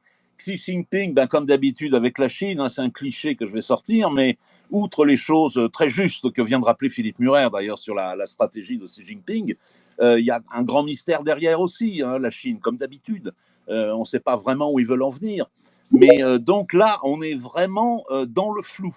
On est vraiment enfin moi en tout cas, je suis dans le flou le plus total. Alors peut-être qu'il y a des gens beaucoup plus savants, et beaucoup plus compétents et beaucoup plus visionnaires que moi qui pourraient vous répondre de façon précise. Mais là, pour l'instant, je viens de vous évoquer toutes les... vous me posez une question, je réponds par une autre question, par une multitude d'autres questions. Vous voyez ? Laurent, on peut quand même dire, Laurent, que Trump a affirmé qu'il allait finir la guerre en Ukraine, et ça serait une chose quand même très positive. Oui. Que Trump, effectivement, veuille mettre fin à l'Empire américain, accepte que l'Empire américain, en fait, et que les États-Unis deviennent un pays normal, mais le plus puissant du monde, Oui. plus ou moins, ça serait formidable, mais c'est pas certain. Et c'est ce que pensent d'ailleurs tous les gens, puisque j'ai posé cette question en commission des affaires étrangères à Laurent Héninger, à Jacques Hogar, Laurent Arthur Duplessis, Fabrice Saint-Paul. Tout le monde a un vrai doute là-dessus, mais en tout cas, ça serait beaucoup mieux que les démocrates. Et puis la guerre en Ukraine qui serait terminée, voilà. J'ose espérer qu'il va le faire, ça serait quand même déjà un grand soulagement pour le monde entier et pour l'Europe. Je pense l'Europe. on en est réduit à un point où on doit être capable aussi de se contenter de petites avancées qui vont dans le bon sens. C'est formidable quand il y a des grandes avancées, des grands tournants historiques, oui, c'est formidable. Cela dit, par définition, ça n'arrive pas tous les jours, hélas. Oui, hélas, tout tant mieux d'ailleurs, mais ça, c'est encore un autre problème. Merci. Ah, pardon. Non, j'allais dire merci, messieurs, mais t'as pas encore fini, Katayo? Non, juste pour dire, parce qu'en fait, je me permets de poser cette question-là, parce que au vu... Oula. À la vue de ce qui se passe aux États-Unis, qui pour moi sont quasiment au bord de la guerre civile, si je peux me permettre. Oui, bien sûr. Je suis d'accord. Parce que je suis vraiment les informations américaines aussi, même si je suis pas très pro en anglais, mais j'essaye de me débrouiller. Mais au vu des 3 tentatives d'assassinat, on est bien à 3 là, si je me trompe pas. Ah bon? Non, je crois que c'était 2, mais... Non, en fait, non, il y en a eu 2, mais une troisième avortée lors du dernier meeting à, je sais plus où, dans le Colorado, je sais plus où. Bon? D'accord. Oui, sorti dans les informations. Vu les médias qui se déchaînent sur lui, et tout ce qui se passe avec les procès, alors, c'est pas le Messie, c'est certain, ça c'est sûr et certain, mais je pense qu'il fait terriblement peur et... ah, mais ça c'est clair, bien sûr. Enfin, ils ont une peur bleue, la langue. Ah oui, on est entièrement d'accord. Et pareil pour Poutine, ils ont peur de lui, très très peur. Complètement. Mais bon, Poutine, je préfère mieux le discours de Poutine de Trump parce que Poutine, lui, il dit clairement les choses. Notamment ce qu'il parle de l'Ukraine avec les nazis, qui veut éradiquer tout ça. Voilà, c'est... Oui, c'est vrai. Non, je suis d'accord avec vous. Merci à vous. Katoyo, merci beaucoup. Donc c'est à Malik, ensuite Philippe Lebel. Malik, bonsoir. Oui, bonsoir tout le monde. Bonsoir Agora, Lily, Monsieur Murer, ou Muret, je ne sais pas comment on prononce. Muret. Monsieur Inunger ou Ininger, je ne sais pas comment on prononce. Pardonnez-moi la prononciation. Merci. Voilà, moi je suis très brièvement. Bon, j'ai été voir un peu l'espèce de profession de foi de Monsieur Murer sur sa page, sur son profil. Alors apparemment donc un énième parti dit souverainiste, on en comptait 4 et vous serez apparemment a priori le 5e, donc potentiellement une énième candidature aussi du Frexit ou d'un candidat qui défend la souveraineté française. Une question toute simple, et puis deux petites. Qu'est-ce que vous avez de plus que les autres candidats dits souverainistes ou frexiteurs, hein, que ce soit Asselineau, que ce soit Dupont-Aignan, que ce soit Philippot ou que ce soit, j'en oublie un autre, Kuzmanovic. Aussi, j'ai vu que vous avez dit sur votre profil, hein, sur votre profession de foi, qu'il y avait 36% des Français qui étaient contre l'Europe, en gros, qui voulaient en sortir. Donc, ce qui veut dire qu'il y a plus de 6 Français sur 10 qui veulent rester. Donc, alors, pourquoi en sortir si la majorité voudrait y rester? D'autant plus que j'ai vu un autre sondage où il y avait 73% des sondés qui étaient favorables pour rester dans l'Europe, sauf que sur les 73%, 54% ne voulaient pas rester dans l'Europe, dans cet état, de l'Europe dans l'état dans lequel elle était. Et puis aussi, une dernière question sur l'actualité très chaude, sur la question palestinienne. Comment est-ce que vous voyez les choses? Et est-ce que vous êtes d'accord avec Macron quand il dit qu'il faut arrêter immédiatement la livraison d'armes dites offensives qu'on envoie sur la population innocente palestinienne? Voilà, merci. Bon, je vais commencer par vous répondre et puis je laisserai finir Laurent par la Palestine, même si c'est un conflit extrêmement. Enfin, j'en parlerai. Alors, première chose, vous dites qu'il y a 36% de souverainistes. Alors, il y a plusieurs sondages qui le montrent, hein, donc très clair là-dessus, et ils se recoupent. Mais pourquoi il n'y a que 36% de souverainistes? Vous imaginez comme c'est gigantesque, c'est-à-dire que c'est une idée où il y a 36% de Français qui pensent ça, alors que personne dans les médias leur parle, tout le système médiatique est contre et ne met pas les souverainistes en avant, jamais, ou très très peu. Et deuxième chose, tout le système politique qu'on peut voir dans les médias et qui ont accès au pouvoir dominant ne le disent pas. Donc imaginez qu'il y a un parti qui commence à le dire et qui puisse passer dans les médias, eh bien ça va faire un carton. C'est là, alors deuxième point, énième parti souverainiste. Alors, je vous rappelle que j'ai essayé de faire l'union des souverainistes pendant 5 ans et que j'ai mis ma vie de côté politique pour ça. Je me suis mis en dehors de chez Philippot, de l'UPR et de Dupont-Aignan, alors que j'avais des propositions de travailler et de gagner de l'argent en travaillant. Donc croyez-moi que quand je parle d'union des souverainistes, je le fais de façon totalement sincère. J'y suis pas parvenu, personne n'y est parvenu. Moi, je les ai rassemblés autour d'une table. Ils ne veulent pas, ils l'ont dit. Donc je crois qu'il faut quand même le dire. La faute de l'union des souverainistes qui ne fonctionne pas, c'est ceux qui la refusent. Et ceux qui la refusent, c'est Kuzmanovic, même s'il a un petit parti, Dupont-Aignan, Philippot, Asselineau. Nous disons, s'il y a union des souverainistes dans un parti commun, avec au minimum référendum sur l'Union européenne si on arrive au pouvoir, nous applaudissons des deux mains, on y va. Est-ce que les autres le disent? Non. Donc déjà, nous sommes rassembleurs et nous voulons le rassemblement, alors que les autres, malheureusement, ne le veulent pas. Qu'est-ce qu'on a de plus? Je pense que malheureusement, à force de ne pas vouloir se rassembler, alors qu'en fait, ils font des scores de plus en plus petits, je pense que malheureusement pour eux, et c'est dommage pour la France, hein, mais c'est dommage et pas dommage, ça dépend comment on le prend, mais François Asselineau, Florian Philippot et Nicolas Dupont-Aignan sont en train de cramer leur carrière politique. Je veux dire, parce qu'on ne peut pas dire la France doit être sauvée à tout prix et je ne suis pas capable de m'unir dans un parti commun avec des gaullistes qui pensent la même chose que moi sur un programme référendum sur l'UE au pouvoir. C'est pas possible de le dire. C'est intolérable, je vous le dis, moi, c'est intolérable, insupportable. La deuxième chose, c'est que notre mouvement, il part d'un fondement collectif. C'est-à-dire que ce n'est pas un parti unipersonnel. On l'a cofondé avec Laurent Henninger, avec Olivier Passantini, moi-même. On a exactement le même niveau de pouvoir. Et en plus, le pouvoir est délégué puisque il y a des commissions qui travaillent sur les projets, qui sont en train de faire des projets sur tous les sujets. Et en fait, le projet global du parti sera voté par tous les adhérents. D'ailleurs, on montre qu'on est pour la démocratie directe où il faut réimpliquer les citoyens puisque les partis politiques ont trahi.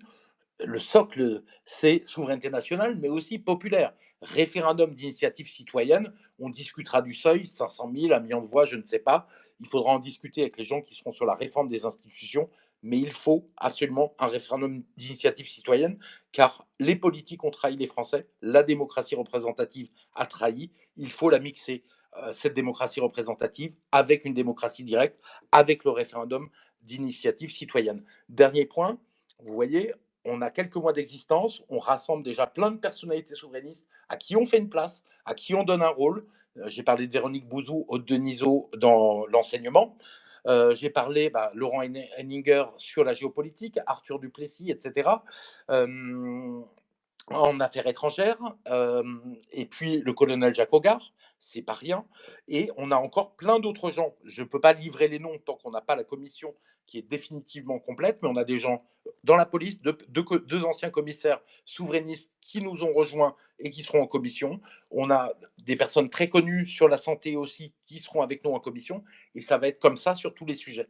Paul-Antoine Martin, il est avec nous et il sera avec nous pour la réforme de l'État. Donc nous, on veut rassembler tout le monde parce que c'est quand on a une force de rassemblement des citoyens et des citoyens un peu particuliers, puisqu'ils se battent sur le terrain tous les jours, comme les dissidents souverainistes que sont Hogar, etc., eh bien, je pense que là, on va arriver à faire quelque chose. Voilà ma réponse. Sur Israël-Palestine, je dis juste un mot. C'est un conflit qui est un pot de pus, qui est terrible, je veux dire, qui est insupportable, effectivement. Il faut être extrêmement prudent sur ce conflit, et c'est extrêmement énervant d'être prudent en même temps. On en a tout à fait conscience, on en a discuté, et Laurent Henninger va vous éclairer. De toute manière, notre position, c'est la position, on a 2 peuples sur une terre, il faut donc 2 États pour que chaque peuple ait un État, c'est clair. Après, je laisse Laurent en parler plus précisément s'il en a envie, mais on ne veut pas faire éclater un collectif parce qu'il y a des gens qui sont un peu plus pro-palestiniens et d'autres un peu plus pro-israéliens. Je veux dire, le but, c'est quand même la France. En même temps, c'est le principal objectif. Il ne faut pas l'oublier et surtout ne pas faire éclater un collectif à cause de nos positionnements respectifs et de nos engueulades sur un sujet comme celui-là. Non, moi, j'ai rien à ajouter à ce que vient de dire Philippe, c'est parfait. Je co-signe complètement. Voilà, c'est un conflit dans lequel tout le monde a tort et tout le monde a raison à la fois. C'est indémêlable en l'état actuel de la situation. C'est horrible. Ce que je dis est horrible pour les populations sur place qui, des 2 côtés d'ailleurs, s'en prennent plein la figure. Hein. Là, en ce moment, c'est les Palestiniens, c'est vrai. Mais il y a un an, ce qui a été fait aux Israéliens était horrible aussi. Hein. Donc, voilà. Les 2 ont raison, les 2 ont tort. C'est indémêlable. Mais pourtant, j'ai posé une question claire, chers messieurs. J'ai posé une question claire. J'ai dit est-ce que vous étiez sur la ligne de Macron s'agissant de ne plus livrer d'armes offensives qu'on enverrait sur la population palestinienne. Parce qu'au-delà de vos considérations, en expliquant bien évidemment que vous ne voulez pas prendre position parce que vous avez peur d'éclater votre parti politique, la voix de la France doit être aussi entendue. Donc si demain vous prétendez arriver au pouvoir, il faudra bien répondre à cette question. Et si moi je dois vous faire confiance, alors que cette question-là pour moi est importante, vous devez me répondre là-dessus. Donc qu'est-ce que vous pensez fondamentalement, plutôt que malheureusement, et de vous le dire très trivialement, de botter en touche? Je botte en touche. Moi, je persiste à botter en touche. J'estime que pour l'instant, on n'a pas à nous faire de chantage sur cette question-là. Ce n'est pas du chantage, monsieur. Et on n'a pas à faire. Ce n'est pas du chantage, monsieur. Si, ça revient au même. C'est une véritable question, monsieur. C'est horrible. Bon. Alors, je réponds juste une chose. Eh bien, je suis déçu. Je réponds juste une chose. Oui. La France est une puissance de paix. Donc, ce qu'on cherche, c'est très clairement la paix entre Israël et la Palestine et 2 États pour que les peuples puissent vivre en paix. Vous savez, moi, je connais le Liban. J'y suis allé chez un ami libanais qui était d'ailleurs musulman et qui était d'ailleurs, ça le faisait marrer. Et il trouvait ça très bien que je défende l'identité française et la souveraineté nationale en étant chez Marine Le Pen. Vous voyez, les choses sont beaucoup plus compliquées qu'on imagine. Donc voilà, et ça me fait beaucoup de mal de voir le Liban attaqué, le Liban sous les bombes, et puis voilà. Donc on restera sur ça. La France doit être une puissance de paix. On n'accepte pas le génocide, parce que de toute manière, la chose, elle est très claire. On a fait un communiqué de presse dessus. On a dit de toute manière, si cette guerre ne se résout pas, à la fin des fins, ça sera un des 2 peuples qui sera génocidé ou déporté. Et ça, c'est pas possible de l'accepter, alors encore moins que les horreurs de la guerre. Impossible de l'accepter. S'ils ne veulent pas se mettre en paix, je veux dire, et donc du coup, la France, elle doit ne pas accepter ça et dire nous voulons 2 États. Et il n'y a pas de raison qu'il n'y ait pas 2 États. Après, c'est un problème complexe. La France ne peut pas le régler tout seul. Les autres pays doivent le faire. Et donc, les États-Unis qui ont un rôle très, très important dans ce sujet, mais on restera sur cette position d'équilibre. On ne peut pas faire éclater ni la France, ni quoi que ce soit. On est sous le chantage de personne et on défend avant tout les intérêts de la France, quoi. Voilà. Merci, messieurs. On va finir avec Philippe Lebel et après vous pourrez conclure, Philippe et Laurent, parce qu'après, voilà, on a tous une vie de famille.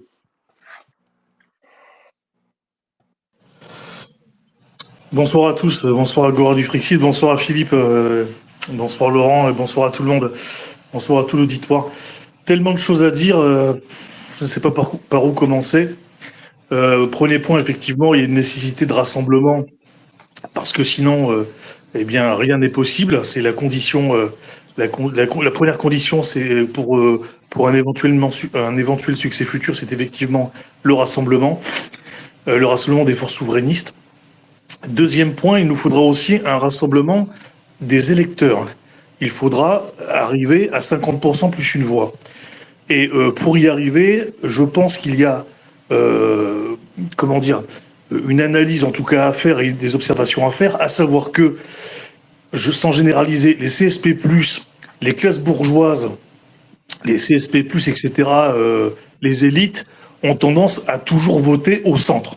N'oublions jamais qu'on aura à peu près 20% de gens qui continueront à voter au centre pour des idées européistes. Ce qui sous-entend que pour que le camp souverainiste gagne, il lui faut des classes moyennes qui sont en voie de paupérisation, il lui faut aussi les classes populaires, et j'ai envie de dire également les classes populaires et immigrées. Parce que sinon, nous n'y arriverons pas. Sans vouloir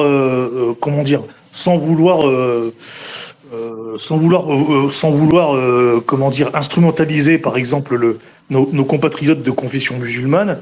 Moi je sais par exemple que chez moi, lors des dernières élections municipales, je suis dans une commune de Sainte-Denis, eh bien François Asselineau et l'UPR avaient eu comme candidat une jeune femme qui était d'origine maghrébine. Ce que je veux dire par là, c'est que cet électorat, il faut le respecter, il ne faut pas l'instrumentaliser. Et ce qui est agaçant, c'est que la droite libérale, civilisationnelle, occidentaliste, vous l'appellerez comme vous voulez, elle tire sur cette population à boulet rouge en disant que l'islam est le problème central dans le pays. Et vous avez la gauche qui veut l'utiliser en lui mettant des étiquettes et en lui... en la considérant avec une certaine forme de puérilité, en considérant que ce sont des enfants qui ne sont pas capables de se débrouiller tout seuls, qu'ils n'ont pas de libre arbitre et que les pauvres, ce sont forcément toujours des victimes. Ce que je veux dire par là, c'est que ce vote-là, il faudra le prendre en considération pour pouvoir éventuellement gagner. Ce que je veux dire par là, c'est que dans un pays qui est totalement fragmenté et abîmé, il faut rappeler aux gens et aux Français de toute confession et de toute origine que la souveraineté est un programme tout à fait positif de rassemblement. Je pense qu'on ne le dit pas assez. Je pense qu'il faut insister là-dessus et que, c'est une condition du succès, et je le dis sans aucun cynisme, c'est parce que quand on est souverainiste, eh bien, on est attaché à l'indépendance de la France et on aime les Français, quelle que soit leur confession. Et le pays part déjà à volo. Il faut absolument que, quand on est souverainiste, penser et œuvrer de façon extrêmement forte, extrêmement sincère au rassemblement. C'est un premier point. Deuxième point, je profite de l'occasion pour parler éventuellement effectivement de la question palestinienne. Moi, j'ai été assez surpris de voir que quelqu'un comme Édouard Husson, que certains connaissent, qui est professeur d'histoire, spécialiste de l'Allemagne, qui à une époque était proche de Marion Maréchal et qui était plutôt de droite libérale, est en train d'avoir des positions extrêmement différentes sur ce qui est auparavant. Il a raison, je rappelle, et Édouard Husson a raison, je rappelle que la France, effectivement, a sa singularité et c'est une puissance d'équilibre. Et je pense que critiquer le gouvernement Netanyahou et considérer que ce qui est fait est absolument lamentable, ce n'est pas prendre spécialement parti. Si on part du principe qu'Israël est un allié, on a le droit de dire à un allié qu'il fait n'importe quoi. Parce que là, on est à 40 000, 50 000, 60 000 morts, des femmes, des enfants et des hommes. C'est absolument épouvantable. Et moi, je me pose une question. Si Jacques Chirac était président de la République aujourd'hui, malgré ses défauts, même si évidemment on est d'accord sur le fait que ce n'a pas été non plus le meilleur président français, mais en tout cas, ça n'a pas été le plus mauvais. Il n'y a qu'à voir ce qu'on vit depuis 7 ans. Est-ce que vous croyez que Jacques Chirac aurait accepté ce qui se passe dans la bande de Gaza en Cisjordanie? Moi, je crois que non. Et je crois que l'honneur des souverainistes que nous sommes et qui nous revendiquons du gaullisme, nous devrions quand même, à certains moments, taper du poing sur la table en disant que ce que fait Israël, c'est absolument n'importe quoi et qu'on ne peut pas, sous couvert de se battre contre des organisations terroristes, continuer à faire ce qu'on fait, ce qu'ils font, de façon totalement disproportionnée. Et je pense que si le général de Gaulle, alors je ne veux pas non plus parler à la place des morts, mais je pense que le général de Gaulle aurait certainement tapé un peu du poing sur la table quand on voit ce qui se passe depuis un an. Voilà, je vous remercie. Oui, alors moi je suis d'accord avec vous, hein, malgré les apparences. Je suis entièrement d'accord avec vous sur à peu près tout ce que vous avez dit. Simplement, vous savez, Netanyahou, qui est une personne pour laquelle j'ai fort peu de sympathie et je reste poli. Faut savoir une chose, c'est que Netanyahou, il commence à être, enfin ça fait déjà un petit moment, à être de plus en plus contesté en Israël même. Je pense que ça va être surtout aux Israéliens eux-mêmes, au peuple israélien lui-même, de le mettre dehors.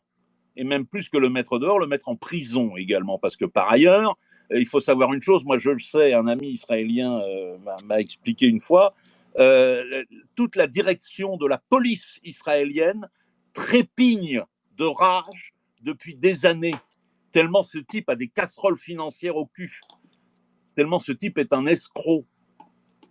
Il devrait être en tôle. Donc déjà, l'une des raisons pour lesquelles lui poursuit la guerre, c'est parce que pour échapper à la prison.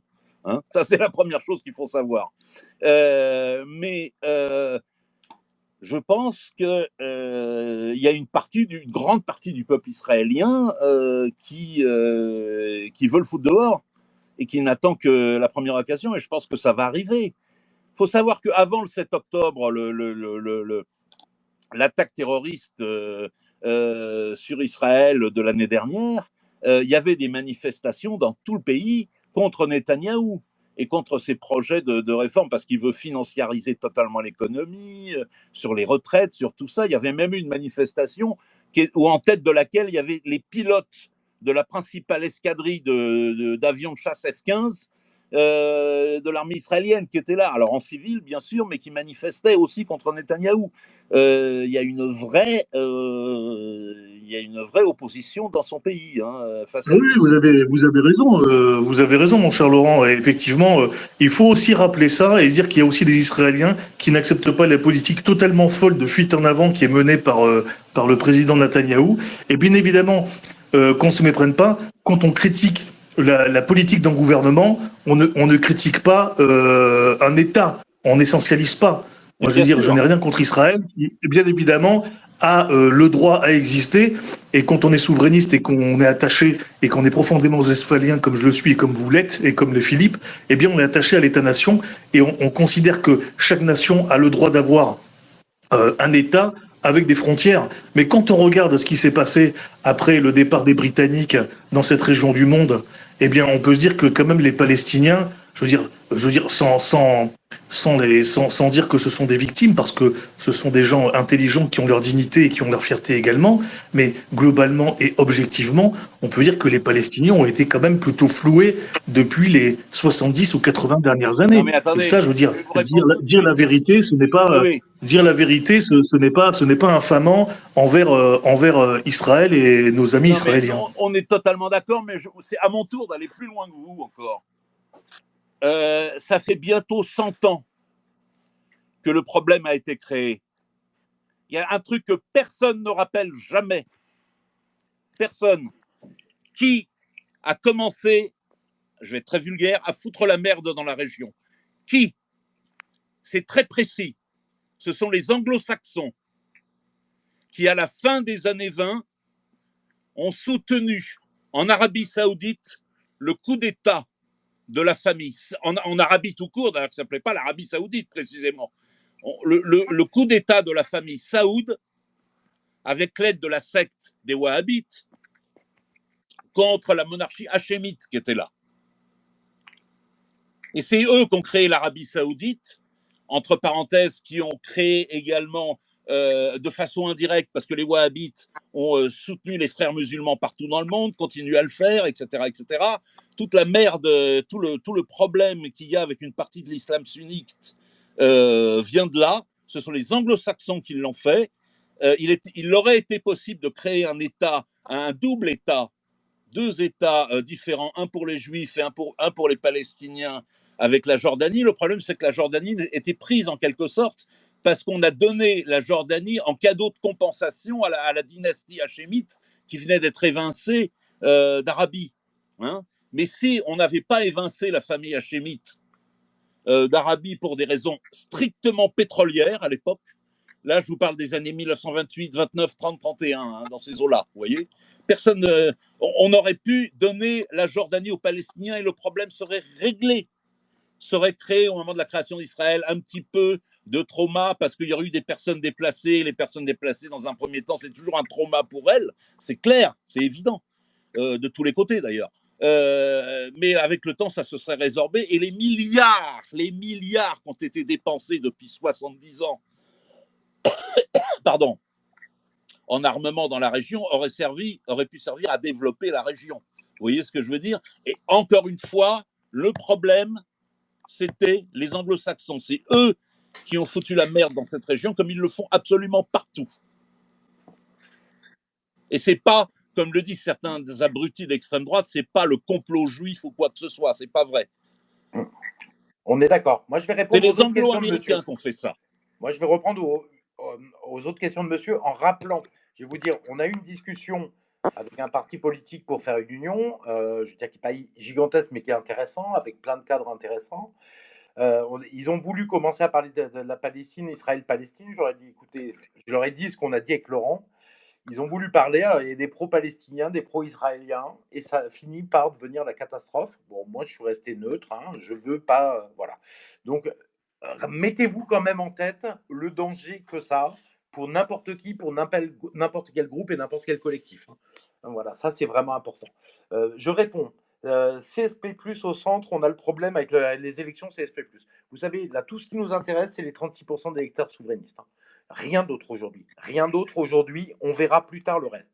Quant au CSP+, au centre, ils sont en train de voter de plus en plus pour Marine Le Pen parce que leurs enfants sont en insécurité, très clairement, et ça commence à poser un problème majeur. CSP+, vous savez, la bourgeoisie, c'est 10%. Enfin, ça dépend comment on la considère. Mais si vous dites par exemple CSP+, c'est 3 500 € par mois, et ben ça fait 10% des électeurs. Donc, ok, ils votent beaucoup Macron, mais ce n'est pas un sujet. Et soit ils sont patriotes, hein, soit ils ne le sont pas. Soit ils sont pour souverainistes, soit ils ne le sont pas. Donc, on ne va pas les chercher en leur faisant des baisses d'impôts comme l'a fait Zemmour. C'était une erreur électorale absolument catastrophique.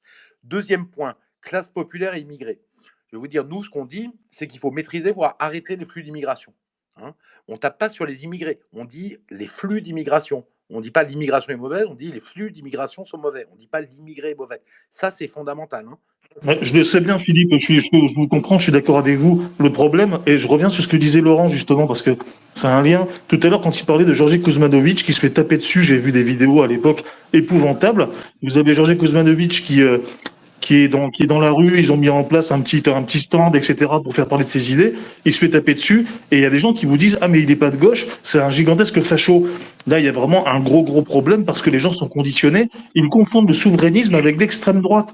Moi, je rappelle une chose, c'est que j'ai déjà vu, bon, je vous dis, je regarde pas non plus spécialement énormément Éric Zemmour, mais ça a pu m'arriver de voir des extraits de vidéos d'Éric Zemmour à l'époque où il était sur CNews en train de critiquer Florian Philippot ou François Asselineau en disant de toute façon, vous êtes des gauchistes et le souverainisme, c'est du gauchisme. Bon, au moins, c'est clair. Donc, ce qui est insupportable, c'est que les gens considèrent qu'être attaché à la souveraineté nationale, c'est du repli sur soi, c'est du repli identitaire, etc., etc. Alors que c'est pas du tout le cas. Moi, ce que je dis, et attention, c'est pas une critique, Philippe, je vous rejoins. Je pense qu'il faut qu'on continue à œuvrer pour le rassemblement et à rappeler que la souveraineté nationale, c'est le seul projet fédérateur et véritablement positif pour la société française. On est bien d'accord, et le gaullisme, c'est rassembler tous les Français, et c'est pour ça qu'il se définit d'ailleurs pas de gauche et de droite. Il va aussi bien aider les entreprises à grandir qu'il a conscience que d'être dans les classes populaires, c'est difficile. C'est pour ça qu'il pensait à la participation. Donc le peuple et la nation en même temps. La nation grandit quand le peuple grandit, et inversement, c'est fondamental. Donc Voilà pourquoi on se définit ni de droite ni de gauche. Hein. Ce n'est pas un problème pour moi du tout. J'ai une dernière chose. Je veux dire, quand on traite les problèmes d'insécurité, qui en souffrent énormément, je veux dire les Français, mais les immigrés qui sont dans les cités avec des narcotrafiquants, ils en souffrent énormément. Et ça, il faut le rappeler et il faut le dire. On résout le problème d'insécurité, c'est pour tous les Français.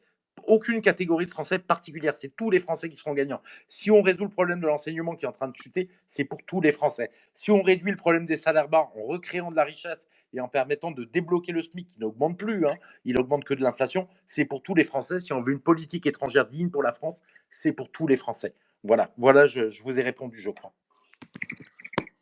Merci messieurs, merci Philippe, merci Laurent. Je vais vous laisser conclure si vous le voulez bien. Je vous réinviterai plus tard pour aborder tous les sujets qu'on n'a pas pu aborder ce soir. Avec plaisir. Bon, moi, je vais dire, et puis je laisse Laurent conclure, pas de résignation. La résignation, c'est l'ennemi. Ne faire que dire notre colère sur les réseaux sociaux, je le fais aussi, hein, parce qu'il y a des choses qui nous mettent en colère. En fait, c'est bien, on se lâche, mais derrière cette colère, il faut en faire quelque chose. C'est une énergie positive pour progresser.